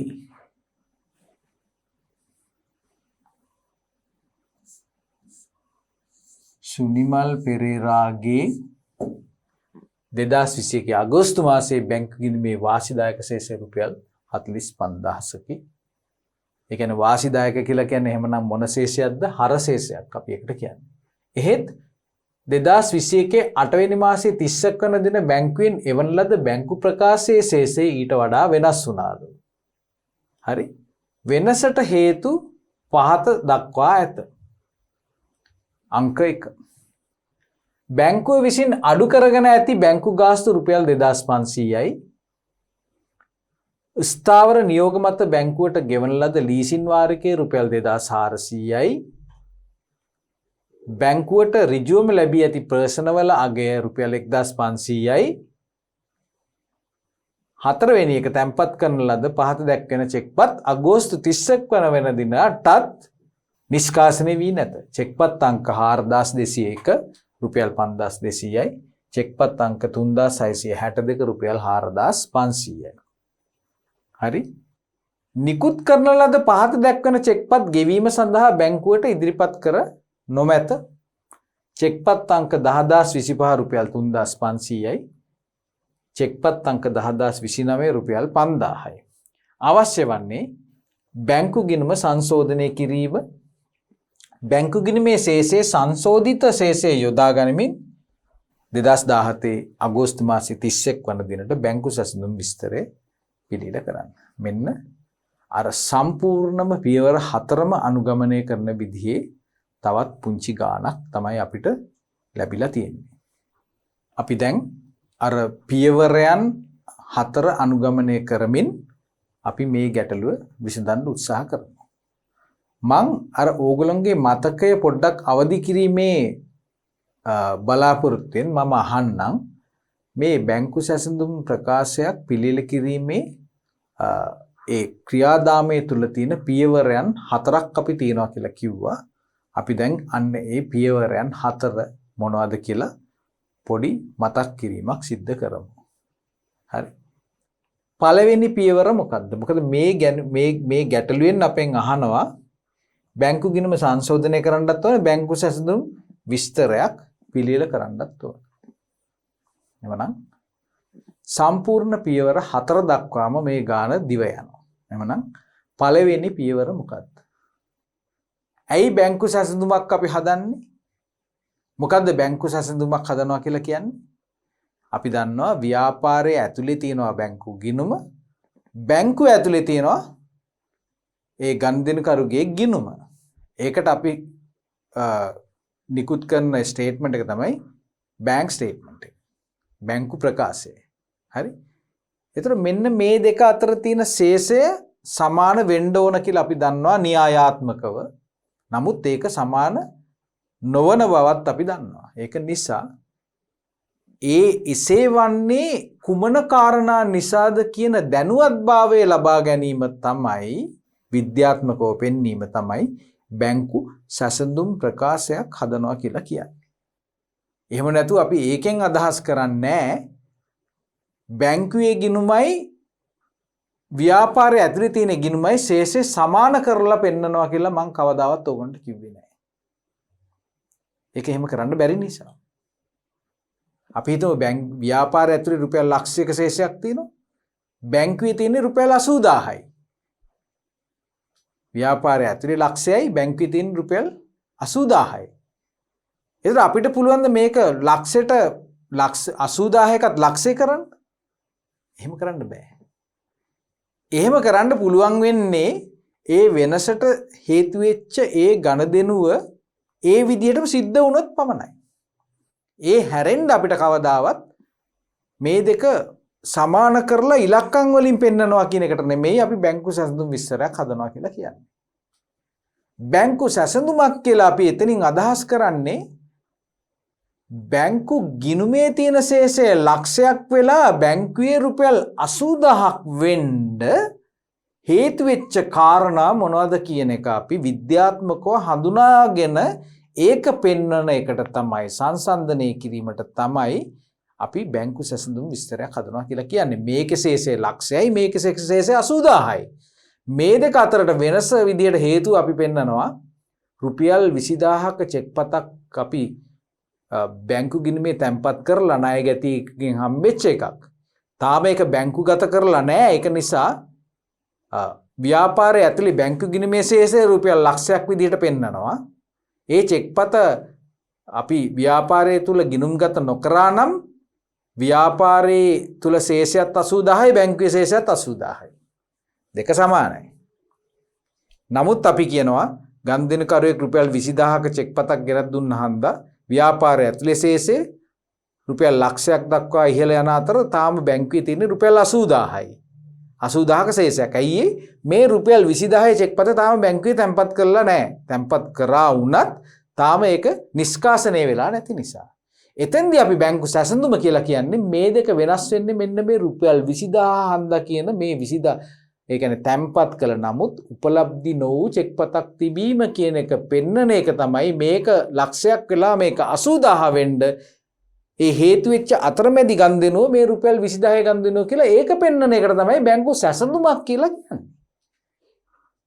හොඳට මතක තියාගන්න. එතකොට මේක එක කාරණයක් විතරයි. මේ වගේ විවිධ කාරණා තියෙන්න පුළුවන්. අර අපි ඉස්සෙල්ලා ගැටලුවෙන් හඳුනාගත්ත විදිහට වර්ග 5ක කාරණා බලපාන්න පුළුවන් මේ දෙක අතර අසමානතාවයක් ඇති වෙන්න. ඒ වගේ මේ පස්වදාරුම් ඒ හේතු ටික අපි පෙන්නලා මේ ශේෂ දෙක සංසන්දනය කිරීමක් තමයි කරන්නේ. එහෙම නැතු සමාන කිරීමක් නෙමෙයි. බැංකු සැසඳුමක් කියලා කියන්නේ. එහෙමනම් අපි කරන්නේ මොකද්ද කියන අවබෝධය තියෙන්න ඕන. එහෙමනම් මොකද්ද පළවෙනි පියවර? මුලින්ම අපි බැංකු සැසඳුම් ප්‍රකාශයක් හදන්න නම් අපිට මෙවලම් දෙකක් අවශ්‍යයි. එකක් තමයි ව්‍යාපාරයේ ලෙජර් ගිණුමේ තියෙන ගනුදෙනු පිළිබඳ විස්තරයක් අපි ගාව තියෙන්න ඕන. ලෙජර් ගිණුමේ ගනුදෙනු ටික අපි ගාව තියෙන්න ඕන එක පැත්තකින්. අනෙක් වශයෙන් අපිට තියෙන්න ඕන බැංකුව විසින් නිකුත් කරන ලද බැංකු ප්‍රකාශය, බැංක් ස්ටේට්මන්ට් එක. ওই දෙක තිබ්බොත් විතරයි අපිට සංසන්දනය කරන්න පුළුවන් වෙන්නේ. හොඳයි. ඒක තමයි පළවෙනි පියවර. එහෙමනම් පළවෙනි පියවර මොකද්ද? අපි බලන්න ඕන බැංකු ගිණුමේ ශේෂයත් බැංකු ප්‍රකාශයේ ශේෂයත් වෙනස් වෙනවද කියලා. දැන් මේකේ බලන්න මේ ගානේ මොකද්ද වෙන්නේ කියලා. බැංකු ගිණුමේ වාසිදායක ශේෂය රුපියල් 45000කි. මෙන්න. වාසිදායක ශේෂය. ඊට බැංකු ප්‍රකාශයේ ශේෂය දීලා තියෙනවද? බැංකු ප්‍රකාශයේ ශේෂය ඊට වෙනස් විය. බැංකු ප්‍රකාශයේ ශේෂය ඊට වෙනස් විය. මේ ගානේ දීලා නැහැ බැංකු ප්‍රකාශයේ තියෙන ශේෂය මෙන්න මේ ඉලක්කම කියලා ඉලක්කමක් විදියට දෙන්නේ නැහැ. නමුත් කියනවා කාරණයක් වෙනස් වුණා කියලා. වෙනස් ශේෂයක් තිබ්බේ කියලා. ඊට පස්සේ අහන්නේ මොකද්ද අන්තිමට? බැංකු ගිණුම සංශෝධනය කරන්න. අන්තිමට අවසාන කොටසෙන් අහන දෙවෙනි කොටසෙන් අහනවා බැංකු ගිණුමේ සංශෝධිත ශේෂය යොදා ගනිමින් 2017 8/31 වන දිනට බැංකු සැසඳුම් විස්තරය පිළියෙල කිරීම. එතකොට බැංකු ප්‍රකාශයේ ශේෂය දන්නේ නැතුව අපිට බැංකු සැසඳුමක් හදන්න පුළුවන්ද? ඒ වගේ ප්‍රශ්නයක් අහුවොත් සංසන්දනය කරන්න නම් අපි ශේෂයන් දෙක දැනගෙන ඉන්න එපා මේකේ වෙනස් ශේෂයක් තිබ්බා කියලා. නමුත් මේ ගානේ එහෙම බැංකු ප්‍රකාශයේ ශේෂය දීලා නැහැ. ඒතර මේ ගාන අපිට හදන්න පුළුවන්ද? මේ ගාන අපිට හදන්න පුළුවන්. ඇයි මේ ශේෂයන් වෙනස් වෙන්න ඕන කාරණා ටික ඔක්කොම දීලා තිනවා මෙන්න මේ විදිහට. අර ක්‍රම පහකට අපි විශ්ලේෂණය කරොත් පස් වර්ගයකට අයත් හේතු තියෙනවා කියලා කිව්වා. ඒතර මම දන්නේ මේකෙන් මේ පස් වර්ගයෙන් කීයක් හේතු මේක කව වෙනවද කියලා. නමුත් මේ වෙනස් වෙන්න හේතු වෙච්ච ඔක්කොම ගනුදෙනු ටික මේකේ දීලා තියෙනවා නම් අර බැංකුවේ තිබ්බ වෙනස් ශේෂය අපිට අන්තිමට පෙන්වන්න පුළුවන් මේ ගනුදෙනු ආශ්‍රයෙන්. එතන සැසඳුමක් හදන ඒ අභ්‍යාසයේ තුලදීම අපි පෙන්වන එක දෙයක් තමයි බැංකු ප්‍රකාශය අනුව මේගොල්ලෝ කියන මේ වෙනස් වූ ශේෂය මොකක්ද කියන එක අපිට හොයා ගන්න පුළුවන්, හඳුනා ගන්න පුළුවන්, ගණනය කරන්න පුළුවන්. ඒක නිසා අර මං අහපු ප්‍රශ්නෙට උත්තරේ මෙතන තියෙනවා. අපිට අවශ්‍යයෙන්ම බැංකු සැසඳුම් පිළිබඳ අභ්‍යාසයක් කිරීමේදී බැංකු ගිණුමේ ශේෂයයි දෙන්නම අවශ්‍ය නැහැ. ඒක හොඳින් මතක තියාගන්න. හොඳයි. අපි බලමු අපි දැන් කොහොමද මේක හදන්නේ කියලා. හරි. එහෙමනම් පළවෙනි පියවර අපි දැන් මේකෙන් හොයා ගන්නවා මොකද්ද? මේ ගානෙම කියනවා බැංකු ගිණුමේ ශේෂය වෙනස් ශේෂයක් තියෙන්නේ කියලා ව්‍යාපාරයේ තියෙන 45000 ශේෂයට වඩා. අපි තාම දන්නේ නැහැ මේ ව්‍යාපාරයේ ඇතුලේ තියෙන බැංකු ගිණුමේ ශේෂයද වැඩි එහෙම නැත්නම් බැංකු ප්‍රකාශයේ තියෙන ශේෂයද වැඩි කියලා. ඒක අපිට හොයාගන්න පුළුවන් වෙන්නේ මෙන්න මේ කියන මේ ගනුදෙනු ටික අපි දාගත්තයින් පස්සේ. හරි. එමනම් අපි බලමු පියවර අංක 1. මොකද්ද කියන්නේ? බැංකු ගිණුම සංශෝධනය කිරීම. අපි දැන් බලමු මෙන්න මේකට අදාළ පෙර වැඩ ටික අපි දැන් කරන්න බලමු. හරි. එහෙමනම් බැංකු ගිණුම සංශෝධනය කරනවා කියලා කියන්නේ අනිවාර්යයෙන්ම අපිට සිද්ධ වෙනවා බැංකු ගිණුමේ ආකෘතිය සකස් කරගන්න. ඒක නිසා අපි බැංකු ගිණුමේ ආකෘතිය මේ ආකාරයෙන් අපි සකස් කරගමු. බැංකු ගිණුම කියලා කියන්නේ මේ වගේ T account එකක් අපි මේකේ ලියාගමු. බැංකු ගිණුම. හරි. එමනම් බැංකු ගිණුම අපි මේකේ ශේෂය අපිට දීලා තියෙනවා වාසිදායක ශේෂය රුපියල් 45000යි කියලා. ඇයි මෙතන වාසිදායක ශේෂයක් කියලා කියන්නේ? අපි දන්නවා මේක එහෙමනම් හර ශේෂයක් කියලා. ඇයි හර ශේෂයක් කියලා කියන්නේ?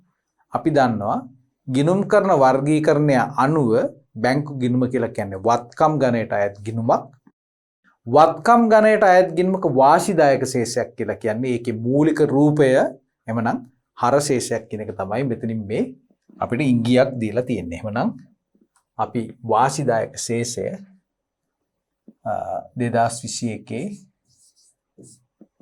8/31 මං හිතන්නේ අපිට දීලා තියෙන්නේ අගෝස්තු මාසේ 31 වන දින වාසිදායක ශේෂය රුපියල් 45000ක් විදිහට අපි බැංකු ගිණුමේ ශේෂය අපි ලියා ගන්නවා. හරි. එහෙනම් අපේ මුලින්ම අහන්නේ සංශෝධනය කරන්න ඕන බැංකු ගිණුම සංශෝධනය කරන්න ඕන. ඒ කියන්නේ බැංකු ගිණුමේ ශේෂය දැනට පෙන්වන 45000 දෝෂ සහිතයි. ඒක නිසා නිවැරදි ශේෂය අපිට පෙන්වන්න ඕන. එතකොට අපිට එකඟ වෙන්න පුළුවන්ද මේ 45000 කියන ශේෂය දෝෂ සහිතයි කියලා. ඒක අපිට තීරණය කරන්න පුළුවන් වෙන්නේ මෙන්න මේ බැංකු ප්‍රකාශය අනුව තියෙන ගනුදෙනු ටික විශ්ලේෂණය කිරීම සහ ඇගීම අවසන් කිරීමෙන් පසුව තමයි අපිට තීරණයකට එන්න පුළුවන් වෙන්නේ මේ කියන 45000 ශේෂය සංශෝධනය වෙන්න අවශ්‍යද නැද්ද කියලා. හරි. ඒතර මෙන්න මේ කාරණේ මම ටිකක් නැවත වතාවක් පැහැදිලි කරන්න. මොකද මේ බැංකු ගිණුමේ ශේෂයත් බැංකු ප්‍රකාශයේ ශේෂයත් වෙනස් වෙන්න අපි විවිධාකාර හේතු 5 වර්ගයක් අපි හොයාගත්තා. එහෙම වෙනස් වෙන්න බලපාන හේතු තිබ්බා කියලා අනිවාර්යයෙන්ම අපි බැංකු ගිණුමේ ශේෂය අපි වෙනස් කරන්න අවශ්‍යතාවයක් ඇතිවන්නේ නැහැ කියලා මම යෝජනා කරනවා. ඇයි? මේ ගණදෙනු සිද්ධ වෙන මේ ස්වභාවයත් එක්ක తాවකාලිකව මේ වෙනස්කම් තියෙන්න පුළුවන්. නමුත් ඒ ගණදෙනුව සම්පූර්ණ වෙන අවස්ථාවේදී මේ ශේෂයන් දෙක සමාන වෙනවා.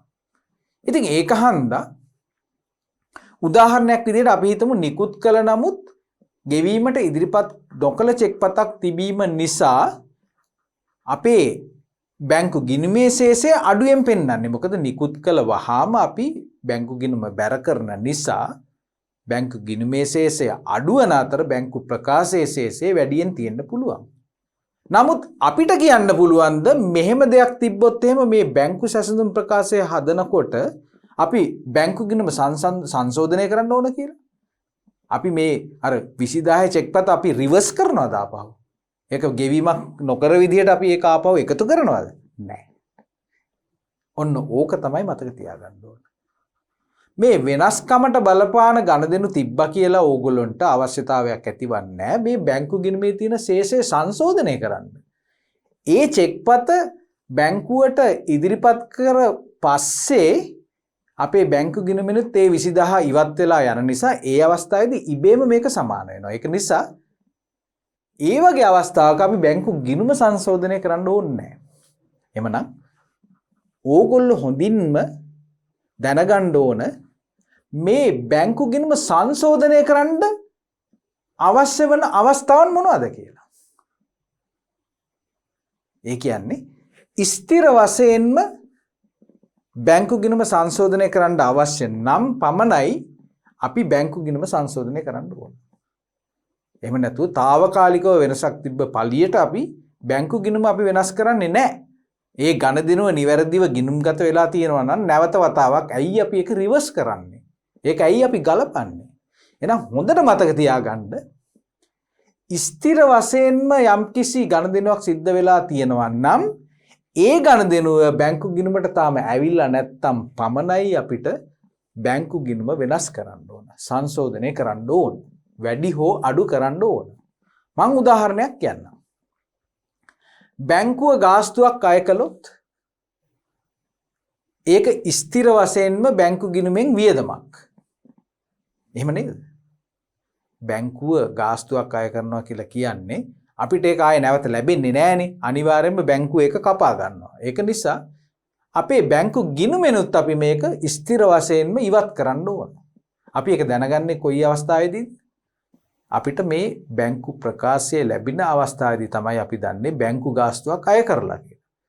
ඒතර මේ බැංකු ගාස්තුව අනිවාර්යයෙන්ම බැංකු ගිණුම සංශෝධනය කරන්න හේතු වෙන කාරණයක්. ඇයි ඒ? ඇත්තටම වියදමක් ගිය වියදමක් අපි තාම බැංකු ගිණුමේ සටහන් කරලා නැහැ. අපිට අත්හැරිලා තියෙනවා ඇත්ත ගණදෙනුවක්. ඒක නිසා ඒ බැංකු ගාස්තුව අපි බැංකු ගිණුමෙන් ඉවත් කරන්නම ඕන. ඒක ස්ථිර වශයෙන්ම වියදමක් නිසා එහෙම නැත්නම් බැංකු ගිණුම බැර කරන්න ඕන කාරණයක් නිසා ගණදෙනුවක් නිසා අපි බැංකු ගිණුම සංශෝධනය කිරීමේ අවශ්‍යතාවයක් එතනදී අනිවාර්යයෙන්ම ඇති වෙනවා. තවත් දෙයක් තමයි ණය ගැති ප්‍රේෂණයක්. ණය ගැතියෙක් අපේ බැංකුවට සල්ලි දැම්මා කියලා කියන්නේ ඒ ණය ගැතිය ඒ සල්ලි ටික ආපහු ගන්නෙ නෑනේ. අනිවාර්යයෙන්ම අපේ බැංකු ශේෂය ඉහළ යාමට මේක බලපෑවා. එහෙමනම් ඒ ගණදෙනුව ඒ ආකාරයෙන්ම අපි බැංකු ගිණුම ඇතුළතත් අපි සංශෝධනය කරන්න ඕන. ඒක නිසා ණය ගැති ප්‍රේෂණ කියන ගණදෙනුව බැංකු ගිණුම සංශෝධනය කිරීමේ අවශ්‍යතාවයක් සඳහා හේතු වෙන දෙයක්. ඒ ණය ගැතියෙක් කෙලින්ම ගිහිල්ලා අපේ බැංකු ගිණුමට මුදල් තැන්පත් කරනවා. ඒ හා සමාන තවත් ගණදෙනුවක් තියෙනවා. ණය ගැතියෙක් අපට චෙක් පතක් ලබා දෙනවා. ඒ චෙක් පත අපි ඉස්සෙල්ලම ලැබෙන්නේ ව්‍යාපාරයේ ඇතුළට. අර ණය ගැති ප්‍රේෂණයේදී නම් එයා කෙලින්ම සල්ලි ගිහලා දාන්නේ බැංකු account එකටම දාන්නේ. එතකොට ගණදෙනුව එතනින්ම සම්පූර්ණ වෙනවා. නමුත් ණය ගැතියෙක් චෙක් පතක් ව්‍යාපාරයට ඇවිල්ලා දෙනවා කියලා කියන්නේ මොකද්ද? තාම බැංකුවට මේ චෙක් පත ඉදිරිපත් වෙලා නැහැ. ඒක උපලබ්ධි වෙලා නැහැ. තාම ඒකට මුදල් එකතු වෙලා නැහැ. ඒක නිසා తాවකාලිකව බැංකු ගිණුමේ මේ ශේෂය අඩුවෙන් තමයි පෙන්වන්නේ. ව්‍යාපාරයේ ශේෂය తాවකාලිකව වැඩියෙන් පෙන්වනවා. ඒතර මෙතන වෙනසක් තියෙනවා. ඒතර බැංකු සැසඳුම හදන්න ඉස්සෙල්ලා අපි මේක බැංකු ගිණුමේ තියෙන ශේෂය සංසන්දනය කරන්න ඕනද? අර හම්බෙච්ච චෙක් පත අපි ආපහු ඉවත් කරන්න ඕනද? එහෙම දෙයක් අවශ්‍ය වෙන්නේ නැහැ. අපි ඒක බැංකු ගිණුමට හර කරනවා. අපි චෙක් පතක් ණය ගැතියෙක්ගෙන් ලැබෙනකොට බැංකු ගිණුම හරද ණය ගැති ගිණුම බැරද සිද්ධ කරනවා. ඒක අපි ආයේ සංශෝධනය කරන්න ඕනේ නැහැ. මොකද ඒක නිවැරදිව ගිණුම්ගත වෙලා තියෙන නිසා. ඒක අර කාලපමාවක් එක්ක ටික දවසක් යනකොට බැංකු ගිණුමටත් ඒක නිෂ්කාසනය වෙලා උපලබ්ධි වෙනකොට ගිණුම් දෙක සමාන වෙනවා. ඒතර ඒ අවස්ථාවේදී අපි බැංකු ගිණුම සංශෝධනය කරන්නේ නැහැ. ඒක නිසා සෑම ගනුදෙනුවක්ම බැංකු ගිණුම සංශෝධනය කිරීමේ අවශ්‍යතාවයක් පිණිස ඉවහල් වන දේවල් නෙවෙයි කියන කාරණය අපි හොඳින් මතක තියාගන්න ඕන, අවබෝධ කරගන්න ඕන. එහෙමනම් අපි බලමු දැන් මේ බැංකු ගිණුම සංශෝධනය කරන්න ඕන ගනුදෙනු මෙතනින් තියනවාද කියලා. හරි. ඉස්සෙල්ලාම කරන්නේ අපි ඒකේ දෙවන ඉස්සෙල්ලාම වෙනසක් තියනවාද කියලා අපි බැලුවා. වෙනසක් තියෙනවා. ඊට පස්සේ ඒකට හේතු වෙන කාරණා ටික මෙන්න මේ විදිහට හොයාගෙන තියෙනවා. දෙවන පියවරත් හරි. තුන්වන පියවර තමයි අපි බැංකු ගිණුම සංශෝධනය කරන්න ඕන. ඊට පස්සේ තමයි අපි අවසාන පියවර බැංකු සැසඳුම් ප්‍රකාශය හදන්නේ. එහෙමනම් අපි දැන් හොයන්නේ මොකද්ද? දැන් මේ අවස්ථාවේදී අපි තුන්වන පියවරට පිය නගනවා. අපි බලනවා බැංකු ගිණුම සංශෝධනය කරන්න ඕන ගනුදෙනු තියෙනවා නම් ඒ ටික මෙතනින් තෝරා බේරාගෙන බැංකු ගිණුම අපි දැන් සංශෝධනය කරන්න උත්සාහ කරමු. පළවෙනි එක තමයි බැංකුව විසින් අඩු කරගෙන ඇති බැංකු ගාස්තු. හොඳයි. දැන් මට කියන්න බැංකු ගිණුම සංශෝධනය කරන්න ඕනද? අවශ්‍යයි. ඇයි? බැංකු ගාස්තුවක් කියලා කියන්නේ ස්ථිර ගනුදෙනුවක්. තාම බැංකු ගිණුම යාවත් කාලීන වෙලා නැහැ. එහෙමනම් බැංකු ස්ටේට්මන්ට් එකේ මේක අඩු වෙලා තියෙනවා. තාම බැංකුවේ අඩු වෙලා නැති නිසා අපි බැංකු ගිණුම සංශෝධනය කරන්න බලපානවා. එහෙමනම් බැංකු ගාස්තු කියලා අපි රුපියල් 2500ක් බැංකු ගිණුමෙනුත් අපි ඉවත් කරනවා.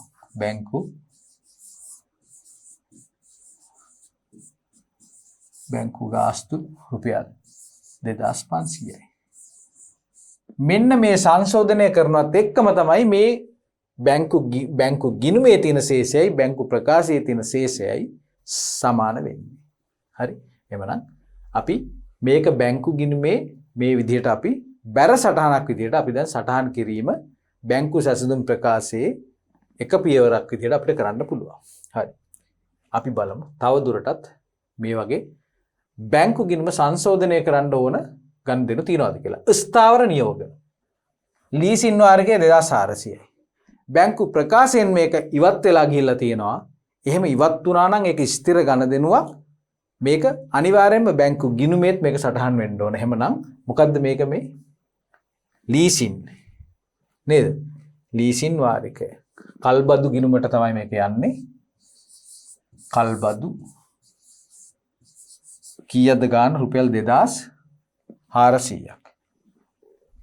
ඒක බැංකු ගිණුම සංසන්දනය වීමට බලපාන හේතුවක්. අපි ඒකත් දැන් සටහන් කරගත්තා. මේකත් හරි. බැංකුවට ඍජුවම ලැබී ඇති ප්‍රේෂණ. ඒක බැංකු ගිණුම සංශෝධනය කරන්න ඕනද? අනිවාර්යයෙන්ම අවශ්‍යයි. මොකද බැංකු ප්‍රකාශයේ මේක දැනටමත් බැර වෙලා තියෙන්නේ, බැර සටහනක් විදිහට සටහන් වෙලා තියෙන්නේ. එහෙමනම් අපි බැංකු ගිණුම 1500ක්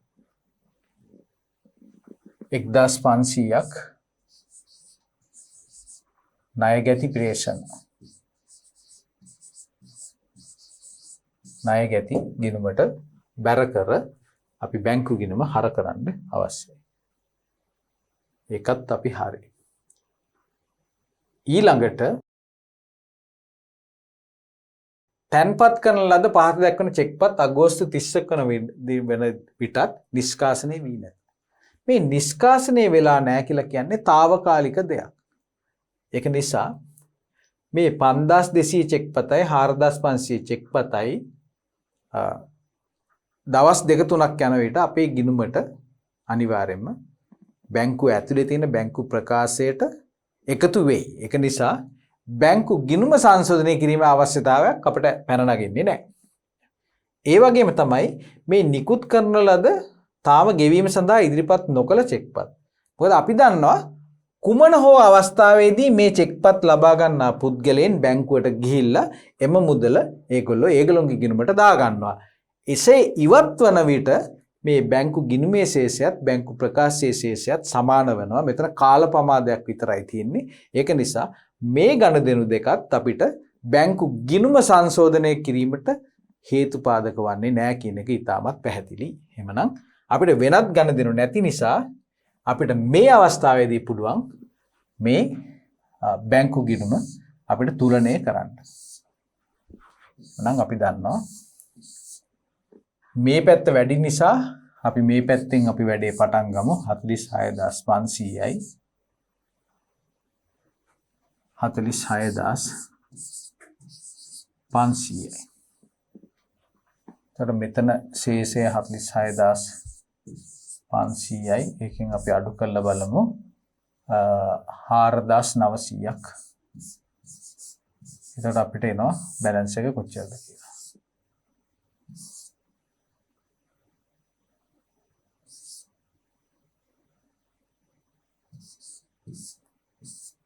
40600යි. 40600 තමයි ශේෂය පහළට ගෙනාව. හරිද බලමු. 0යි 0යි 9යි 15න් 5 ඉතිරි 1යි 3යි 5යි 3යි 5යි. මෙතන මේක එකතුව අපිට ලැබෙන්නේ නැති නිසා අපි දන්නවා මෙතන පොඩි වරදක් වෙලා කියලා. අපි බලමු 15න් 9ක් 6යි 6න් 4ක් 1යි. එතකොට මෙතන පොඩි දෝෂයක් තියෙනවා. අපි ඒක ඉවත් කරගමු. හරි. 41600යි. එතන මෙතනත් 41600යි.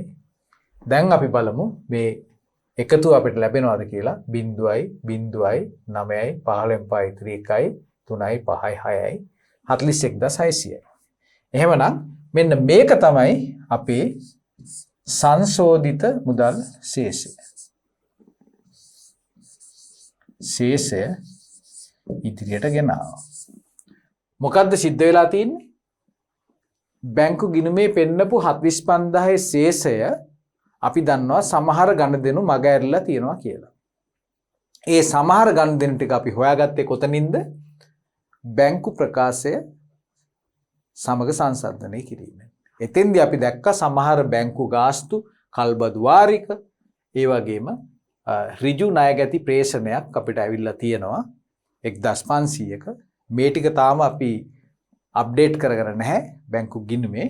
අපි කරේ ඒ අනිවාර්යයෙන්ම බැංකු ගිණුම අපි ඒකට එකතු වෙන්න ඕන සහ අඩු වෙන්න ඕන ඒ ගණන් ටික අපි මේ ආකාරයෙන් සකස් කරගත්තා. දැන් අපිට බැංකු සැසඳුම් ප්‍රකාශය හදන්න තියෙන්නේ මෙන්න මේ සංශෝධිත ශේෂයත් එක්ක. හරිද? එහෙමනම් මේ හේතු කාරණා අතුරින් මෙන්න මේ ටික් කරපු දේවල් අපි දැන් 1යි 2යි 3ක් තිබ්බනේ මොන හරි මේක. දැන් බැංකු සැසඳුම් ප්‍රකාශය හදන විට මේ ටික අදාළ වෙන්නේ නැහැ. ඇයි ඒ? ඒකේ බලපෑම අපි දැනටමත් මෙන්න මේ ශේෂය ඇතුළට ගෙනල්ලා තියෙන නිසා. එහෙමනම් දැන් අපි සංශෝධනය කරන්න යන්නේ මේ ශේෂයත් එක්ක බැංකු ප්‍රකාශයේ ශේෂය නෙමෙයි, මේ සංශෝධිත ශේෂයත් එක්ක. ඒකත් එක්ක බැංකු ප්‍රකාශයේ ශේෂය කොහොමද වෙනස් වෙන්නේ කියලා බලපාන්න හේතු වෙන්නේ එහෙමනම් මෙන්න මේ ගණන් ටික පමණයි. මේ ටික් වෙච්ච නැති මෙන්න මේ ගණන් ටික පමණයි දැන් අපිට බලපාන්නේ. මොකද වෙනස් වීම සිදුවෙන්න බලපෑපු සියලුම කාරණා ටික අපි මේ විදිහට හඳුනාගත්තා. දැන් අපිට තියෙන්නේ මෙන්න මේ ගණන් දෙකත් මෙන්න මේ දෙකත් මේකේ බලපෑම පමණයි. වෙන කිසිම දෙයක් නැහැ. මේ ටික හරි. එහෙනම් මෙන්න මේ දෙක නිසා බැංකු ගිණුමේ තියෙන මෙන්න මේ ශේෂය රුපියල් 41600 ශේෂයට වඩා වෙනස් ශේෂයක් තියනවලු. කොතනද? බැංකු ප්‍රකාශයේ. අන්න ඒ වෙනස් ශේෂය කීයද කියන එක ගොඩනගා ගන්න අපිට පුළුවන් වෙන්නේ මෙන්න මේ ගණදෙනු ටික අපි නිවැරදි ආකාරයෙන් අපි හඳුනාගත්තොත් පමණයි. කොහොමද ඒක කරන්නේ? එහෙනම් කොතනින්ද අපි පටන් ගන්න? දැන් අපි ඉන්නේ පියවර අංක 4. 1 ඉවරයි 2 ඉවරයි සංශෝධිත මුදල් ගිණුම හැදුවා, බැංකු ගිණුම හැදුවා. දැන් අපි ඉන්නේ බැංකු සැසඳුම් ප්‍රකාශය හදන ස්ථානයේ. එමනම් අපිට දැන් කරන්න තියෙන්නේ බැංකු සැසඳුම් ප්‍රකාශය සකස් කිරීම අවසාන පියවර. එමනම් අපි ඒකේ ආකෘතිය අපි මෙන්න මේ ආකාරයෙන් අපි ගොඩනගා ගමු.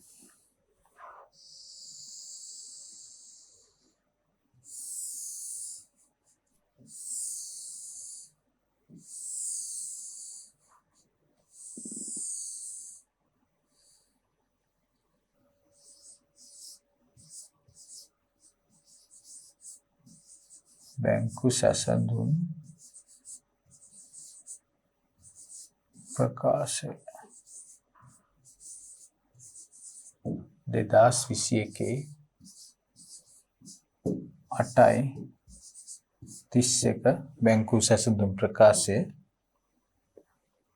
සුනිමල් පෙරේරාගේ ව්‍යාපාරය.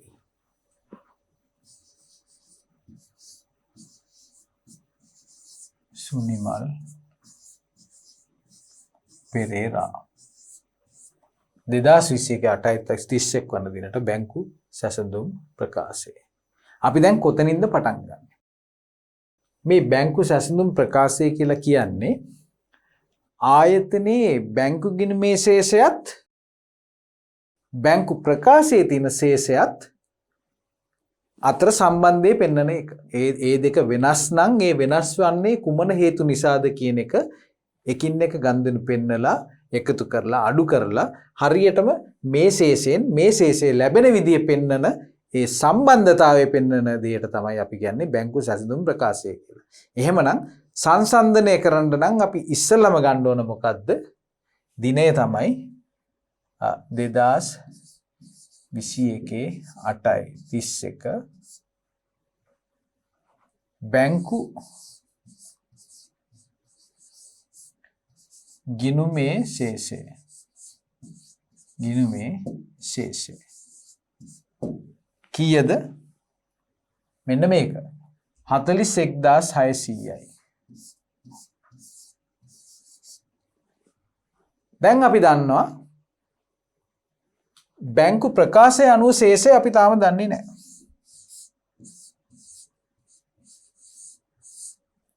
කවදටද? 2021 8/31 බැංකු ප්‍රකාශය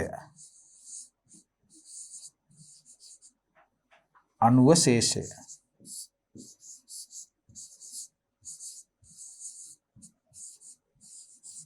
ඒක තමයි අපි දන්නේ නැත්තේ. ඒක අපි මෙතනින් පෙන්වන්න ඕන. සමහර ගණන් වල මේක දීලා තියෙනවා. එතකොට අපිට මේක මෙතනින් ලියන්න පුළුවන්. ඊට පස්සේ මේ අර වෙනස් වීමට බලපාන හේතු ටික දානකොට ඉබේම මේක එනවා කියලා අපිට පෙන්වන්න පුළුවන්. නමුත් මේ අවස්ථාවේදී අපි දැක්ක ගානේදීම ඒකේ කියලා තිබ්බේ ප්‍රකාශයක් විදිහට බැංකු ප්‍රකාශයේ ශේෂය ඊට වඩා වෙනස් වුණා කියලා. එතනින් එහාට අපි දෙයක් දන්නේ නැහැ. එහෙමනම් අපි දැන් බලමු මේ විශ්ලේෂණය කරපු කාරණා අතුරෙන් අපිට ඉතුරු වෙලා තියෙන දේවල් තමයි මේ වෙනසට හේතු වෙලා තියෙන්නේ. ඒතර අපි දන්නවා මේ බැංකු සැසඳුම් ප්‍රකාශයට අනිවාර්යයෙන්ම මේ අර වෙනස් වීමට බලපාන කාරණා පහ අතුරෙන් දෙකක් පමණයි බැංකු සැසඳුම් ප්‍රකාශයට අනිවාර්යයෙන්ම සම්බන්ධ වෙන්නේ. ඒ තමයි තැන්පත් කරලා නමුත් උපලබ්ධි නොවු චෙක්පත් සහ නිකුත් කරන ලද නමුත් ගෙවීම සඳහා ඉදිරිපත් නොකළ චෙක්පත් කියන කාරණා දෙක පමණයි බැංකු සැසඳුම් ප්‍රකාශයට සම්බන්ධ වෙන්නේ. එහෙමනම් අපි දැන් ඒ ටික ගලපමු. එතකොට අපි දන්නවා තැන්පත් කර නමුත් නිෂ්කාශනය වෙච්ච නැති ඒවා චෙක්පත්. එතකොට මේ තැන්පත් කළ නමුත් නිෂ්කාශනය කියලා කියන්නේ උපලබ්ධි නොවුණු චෙක්පත්. එතකොට කොතන ශේෂයේද වැඩි මේ නිසා? තැන්පත් කරනකොට මේක කොහෙද සිද්ධ වෙන්නේ? මේ තැන්පත් කිරීම ඉස්සෙල්ලාම සිද්ධ වෙන්නේ කවුද? කවුද මේක කරන්න පටන් ගන්නෙ? බැංකුවද එහෙම නැත්නම් ව්‍යාපාරයද? තැන්පත් කිරීම ඉස්සෙල්ලාම ගිණුම් ගත කරන්නේ කවුද? ව්‍යාපාරය. එහෙමනම් බැංකුවට ගිහිල්ලා මේ චෙක්පත තැන්පත් කරන්න ඉස්සෙල්ලා ව්‍යාපාරය මොකද්ද කරන්නේ? ඒගොල්ලෝගේ බැංකු ගිණුමේ ශේෂය ඉහළ දානවා. චෙක්පත ලද වහාම බැංකු ශේෂයේ මුදල ඉහළ දානවා. එහෙමනම් කොතන ශේෂයේද වැඩි? බැංකු ගිණුමේ ශේෂය తాවකාලිකව වැඩියෙන් පෙන්නනවා. බැංකු ප්‍රකාශයේ ශේෂය තාම අඩුවෙන් පෙන්වන්නේ. ඇයි ඒ? තාම මේවා උපලබ්ධි වෙලා නැති නිසා. බැංකුව තාම මේ මුදල් ටික අපේ ගිණුමට එකතු කරලා නැති නිසා. එහෙමනම් අපි දැන් සංසන්දනය කරන්න යන්නේ බැංකු ප්‍රකාශය අනුව ශේෂය මොකක්ද කියලා. එහෙමනම් අපි දන්නවා බැංකු ගිණුමේ ශේෂය මෙන්න මේ 41600 ඇතුලේ අර තැම්පත් කරපු චෙක්පත් දෙක එකතු කරලා තියෙන්නේ. එහෙමනම් මේ 41600ට මේක ඉහළ ගියේ අර චෙක්පත් දෙකේ වටිනාකමත් එක්ක. මොකද්ද චෙක්පත් දෙක? මේ 5200යි 4500යි. 4201යි 3662. එහෙමනම් අපි දැන් හොයන්න යන්නේ අඩු ශේෂය. අපි ගාව තියෙන්නේ වැඩි ශේෂය. අපි දැන් හොයන්නේ බැංකු ප්‍රකාශය අනුව ශේෂය. එහෙමනම් අපිට අනිවාර්යයෙන්ම මේ ශේෂයෙන් අඩු කරන්න සිද්ධ වෙනවා. එහෙමනම් අඩු කරන්න සිද්ධ වෙනවා. තැන්පත් කළ නමුත් නිෂ්කාසනය නොවූ චෙක්පත්. එහෙමනම් චෙක්පත් අංක 1 චෙක්පත් කීයද? 4201 3662 4601 3662 අඩු කළා. තැන්පත් කළ නමුත් උපලබ්ධි නොවූ චෙක්පත් කියලා අපි මේ දෙක ලියන්න ඕන. අපි තැන්පත් කළ නමුත් උපලබ්ධි නොවූ චෙක්පත් කියන එක අපි පෙන්වන්න පුළුවන් අපිට. ගාන කීයද? 5200යි 4500යි. පළවෙනි තීරය අපි පෙන්නනවා මුලින්ම 5200යි 4500යි 5200යි 4500යි. අපිට දැන් මේ එකතුව මේ පැත්තට ගෙනියන්න පුළුවන් 9700යි. අපි දැනට මේක මෙහෙම තියමු. හරි. ඊළඟට වෙනස් වෙන්න බලපාන අනෙකුත් කාරණා දෙක තමයි නිකුත් කරන ලද නමුත් ගෙවීමට ඉදිරිපත් නොකළ චෙක්පත්. ව්‍යාපාරයෙන් මේක අඩු කරලා පෙන්නනවා. තාම බැංකුවේ තාම ශේෂය වැඩියෙන් පෙන්නනවා. මොකද තාම මේවා ගෙවීම් වලට ඉදිරිපත් වෙලා නැති නිසා. බැංකු ශේෂය වැඩි. එහෙමනම් නිකුත් කරන ලද නමුත් ගෙවීමට ඉදිරිපත් නොකළ චෙක්පත්. ඒ ටික මොකද්ද කරන්න ඕන? එකතු කරන්න ඕන. එකතු කළා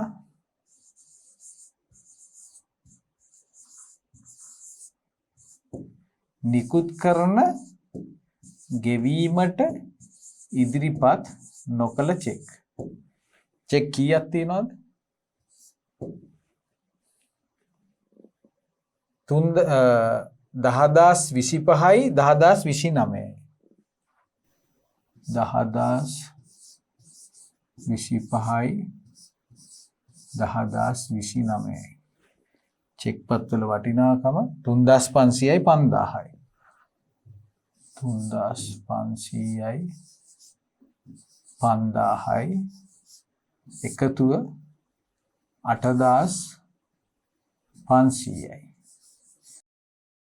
හොඳයි. දැන් අපි මේ වෙනස් වීමට හේතු අපි දැන් මේ බැංකු සැසඳුම් ප්‍රකාශයට අපි දාගෙන තියෙන්නේ. අපි දැන් අවසාන ගැලපීම කරමු. මේ එකතු ටික අපි මේ එකතුවට අපි ගලපලා බලමු. එහෙමනම් අපිට මෙතන තියෙන්නේ එකතු කරන්න බැංකු ගිණුමේ ශේෂයට එකතු කරන්න ඕන 8500ක්. මොනවද? නිකුත් කළ නමුත් ගෙවීමට ඉදිරිපත් නොවූ චෙක්. ඒක නිසා මේ ශේෂය වැඩි වෙන්න බලපානවා. ක්‍රැන්ක් ඉතිරි 1යි 0යි 0යි 11න් ඉතිරි 1යි 2යි 10න් 0 ඉතිරි 1යි 50100යි. 50100න් දැන් අපි 9700ක් අඩු කරන්න ඕන. එතකොට 0යි 0යි 11න් 7ක් 4යි මෙතන 9න් 9ක් 0යි 40400යි. 0යි 0යි 7යි 4යි 11න් ඉතිරි 1යි 10යි ඉතිරි 1යි 4යි 1යි 5යි. හරිද? ඔව්. දැන් අපි එකතු කරන්න ඕන අය අගේ අපි එකතු කරලා අපි 50100 ගත්තා. ඊට පස්සේ මේක අඩු කරන්න ඕන ගාන 9700 අපි ගැලපුවා. ඊට පස්සේ 40400ක ශේෂයක් තමයි අපිට එන්නේ බැංකු ප්‍රකාශය අනුව. එතන මේ ගානේ මුලින් කිව්වා බැංකු ගිණුමේ ශේෂයට වඩා වෙනස් ශේෂයක් තිබ්බා කියලා කොහෙද බැංකු ප්‍රකාශයේ. එතකොට ඒ ගාන දීලා තිබ්බේ නෑ. නමුත් මං කිව්වා එහෙම දීලා තිබ්බේ නැති වුණාට මේ ගානේ අනෙකුත් සියලුම තොරතුරු අපිට දීලා තියෙනවා නම් ඒ වෙනස් වූ ශේෂය කුමක් හෝ වේවා අපිට ඒක හොයාගන්න පුළුවන් කියලා. දැන් එතකොට මේ අපි හදපු විදිහෙන් අපිට ඒක පැහැදිලි බැංකු ප්‍රකාශය අනුව ශේෂය කොහොමද අපි ගොඩනගා ගන්න කියලා. සමහර ගණන් වල මේක දීලා තියෙනවා. එතකොට මේ වෙනස්කම් ටික ගැලපුවයින් පස්සේ ඉබේම අපිට එනවා බැංකු ප්‍රකාශය අනුව ශේෂය. එතකොට අපි බලන්නේ මේ අපි බැංකු සැසඳුම් ප්‍රකාශයෙන් අපිට හම්බෙච්ච ඒ උත්තරේමද බැංකු ප්‍රකාශයේ දීලා තියෙන්නේ කියලා අපිට අපේ ගානේ නිවැරදිතාවය අපි විසින්ම තහවුරු කරගන්න පුළුවන්. එහෙමනම් මේ ගාන අපිට මේ විදිහට අපිට අවසන් කරන්න පුළුවන්. අපිට මේකට සම්පූර්ණම ලකුණු අපිට ලැබෙනවා. හොඳයි. එහෙමනම් අපිට දැන් තියෙන්නේ අපේ අවසාන අභ්‍යාසය නිමල් ගුණසේකර මහතාගේ ව්‍යාපාරයේ 2016 ඔක්තෝබර් මාසයේ බැංකු ගිණුමේ ශේෂය රුපියල් 13700ක් විදියට පෙන්නනවා. බැංකු ප්‍රකාශයේ දක්නට ලැබුණේ වෙනස් ශේෂයකි. වෙනසට හේතු ලෙස පහත කරුණු අනාවරණය විය. හරි. ඔක්තෝබර් මාසය තුල තැන්පත් කළ නමුත් නිෂ්කාශනයේ නොවූ චෙක්පත්වල වටිනාකම රුපියල් 5700යි. බැංකුවට ඍජුවම ලැබී ඇති ණය ගති පේෂණ රුපියල් 8000යි. ඔක්තෝබර් මාසය තුල නිකුත් කළ නමුත් එම මාසය තුල ගෙවීමට ඉදිරිපත් නොවූ චෙක්පත්වල වටිනාකම රුපියල් 5200යි. ස්ථාවර නියෝග මත කරලා ගෙවීම රක්ෂණ වාරිකයේ රුපියල් 2600යි. බැංකුව අය කළ ගාස්තු රුපියල් 200යි. එමනම් අපෙන් අපේක්ෂා කරන්නේ 2016 10 වෙනි මාසයේ 30ක් වන දිනට බැංකු ගිණුම සංශෝධනය කරන්නලු. ඊට පස්සේ 2016 10 30ක් වන දිනට බැංකු සැසඳුම් ප්‍රකාශය සකස් කරන්නලු. එතකොට මේ ගානෙත් අර ඉස්සල ගානේ වගේ බැංකු ප්‍රකාශයේ දක්නට ලැබෙන වෙනස් ශේෂයක් කියලා තමයි දීලා තියෙන්නේ. අපිට බැංකු ප්‍රකාශයේ ශේෂය අපිට කීයද කියලා දීලා නැහැ. නමුත් අපි දැන් දන්නවා අපිට බැංකු ප්‍රකාශයේ ශේෂය කීයද කියලා මේ ගානෙන් අපිට බැංකු සැසඳුම් ප්‍රකාශය සකස් කිරීමේ අවසාන පියවරේදී අපිට ලබා ගන්න පුළුවන් කියලා. එහෙමනම් අපි මේකත් අර අපේ පියවර 4 අනුගමනය කරලා අපි මේ ගාන හදන්න උත්සාහ කරමු. එතකොට මේකේ ශේෂය වෙනස් කියලා අපිට දැනටමත් පෙන්නලා තියෙනවා. එහෙමනම් බැංකු ගිණුමේ ශේෂය රුපියල් 13700ක් තියෙනවා. අපි එහෙමනම් සංශෝධිත බැංකු ගිණුම අපි සකස් කරමු පළවෙනි පියවර විදියට. සංශෝධිත බැංකු ගිණුම. එහෙමනම් මේක අපි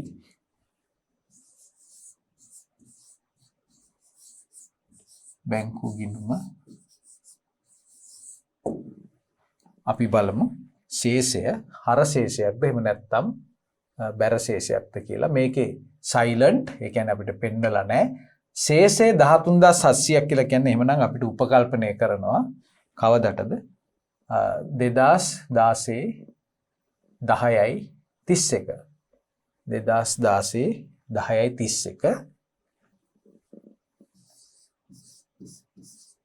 10යි 31 ශේෂය කීයද රුපියල් 13700යි 13700යි. දැන් අපි බලමු මේ ශේෂය සංශෝධනය කිරීමේ අවශ්‍යතාවයක් තියෙන ගණදෙනු මොනවද කියලා. මේවා තමයි අපිට දීලා තියෙන වෙනස් වීමට බලපාන හේතු ටික අපි එකින් එක පරීක්ෂා කරලා බලමු. සංශෝධනය කිරීම සඳහා බලපාන ගණදෙනු මොනවද තියෙනවද කියලා. අපි දන්නවා නිෂ්කාශනයේ නොවූ චෙක්පත් පැවතීම නිසා අපිට බැංකු ගිණුමේ ශේෂය සංශෝධනය කරන්න අවශ්‍ය නැහැ කියලා. නමුත් අපි දන්නවා බැංකුවට ඍජුවම ලැබී ඇති ණයගැති පේෂණ කියන එක ඒ සඳහා බලපෑමක් ඇති කරන ගණදෙනුවක් විදිහට. එහෙමනම් ණය ගැති ප්‍රේෂණ අපිට දැන් බැංකු ප්‍රකාශයට මේක දැනටවත් එකතු වෙලා තියෙන නිසා බැංකු ගිණුමේ මේක එකතු වෙලා නැති නිසා අපි ණය ගැති ප්‍රේෂණ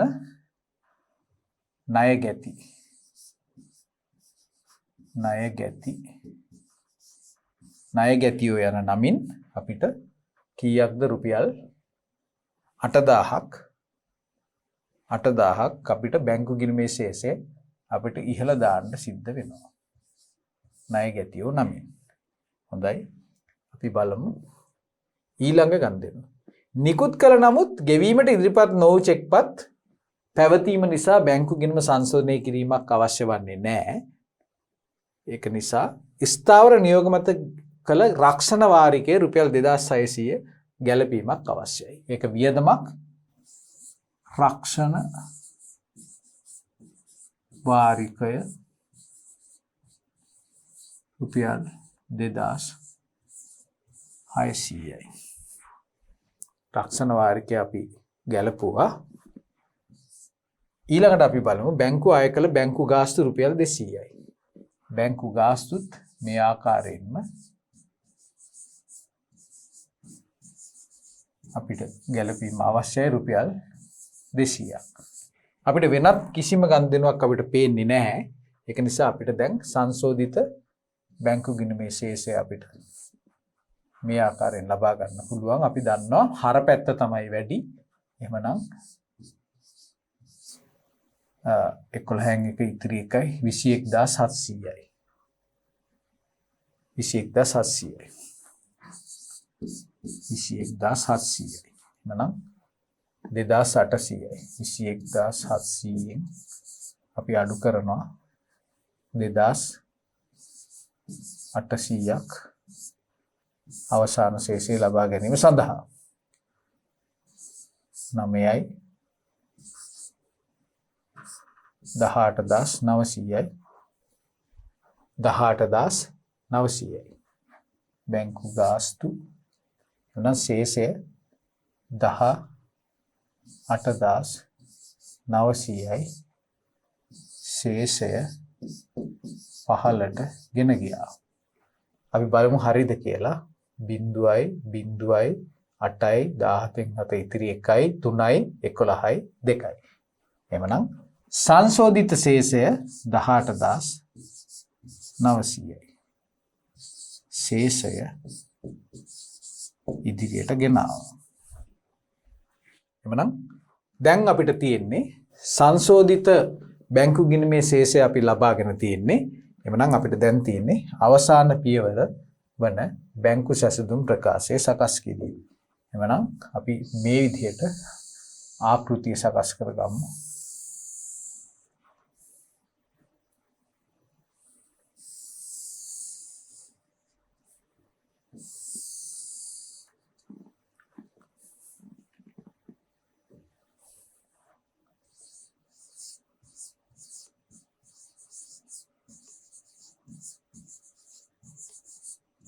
බැංකු සැසඳුම් ප්‍රකාශය දිනේ දාන්න පුළුවන් 2016 ඔක්තෝබර් 31.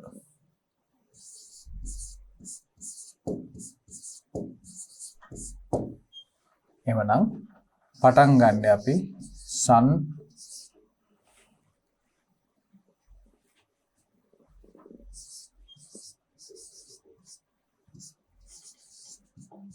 සංශෝධිත බැංකු ශේෂය රුපියල් 18900යි.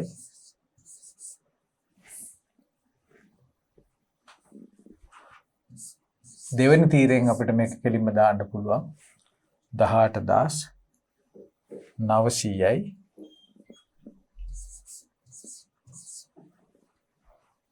සංශෝධිත බැංකු ශේෂය.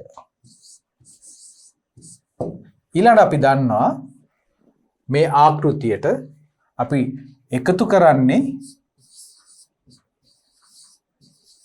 එකතු කළා නිකුත් කළ නමුත්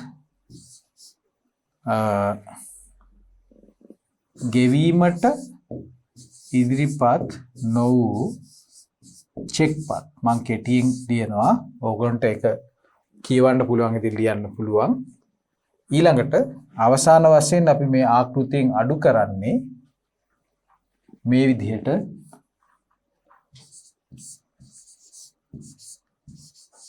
අඩු කළා තැන්පත් කළ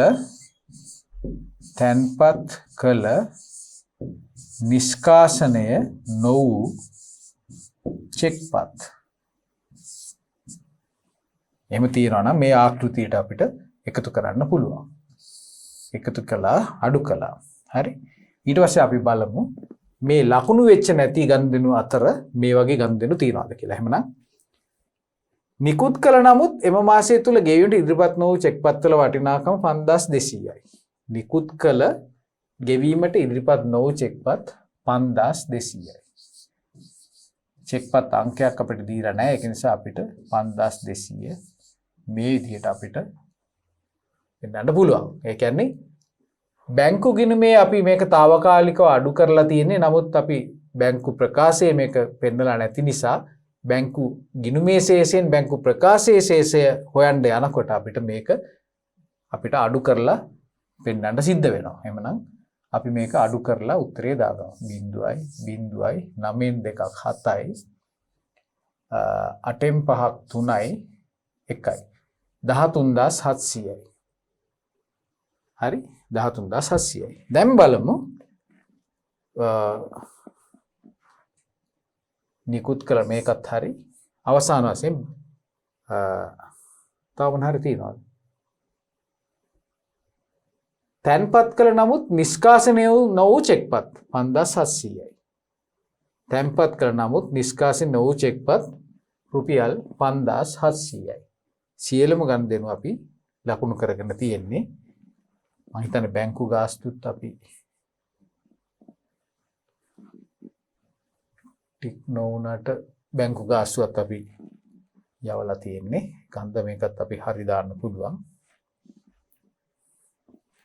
මේකේ අගය තැන්පත් කළ නමුත් නිෂ්කාශනය වූ චෙක්පත් අපිට රුපියල් 5700ක් තියෙනවා 5700ක්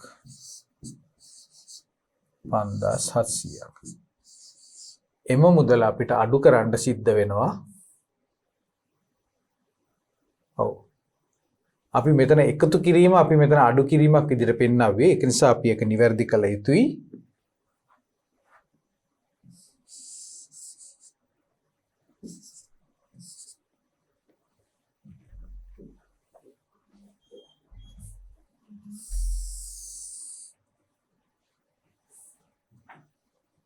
එකතු කරා 0.11 ඉතිරි 1යි 9යි 14න් 4 ඉතිරි 1යි 24100යි 18900යි 23900යි 24100යි අඩු කරන්න ඕන රුපියල් 5700ක් 0.11න් 7ක් 4යි 13න් 5ක් 8යි 18400යි එමනම් මේ තමයි මොකද්ද බැංකු ප්‍රකාශය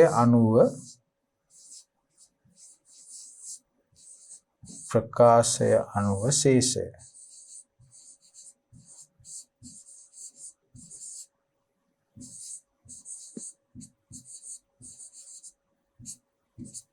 අපි දන්නවා මේකේ කියලා තියෙනවා බැංකු ගිණුමේ ශේෂය වෙනස් ශේෂයක් තමයි තිබ්බා කියන්නේ ඒක ගානේ දීලා තියෙනවා දක්න ලැබුණේ වෙනත් ශේෂයකි ඒ වෙනත් ශේෂය තමයි අපි මේ විදිහට අපි ලබා ගත්තේ ඕනනම් අපිට මේ ගාන නිවැරදිද කියලා නැවත වතාවක් බලන්න පුළුවන් එකතු කිරීම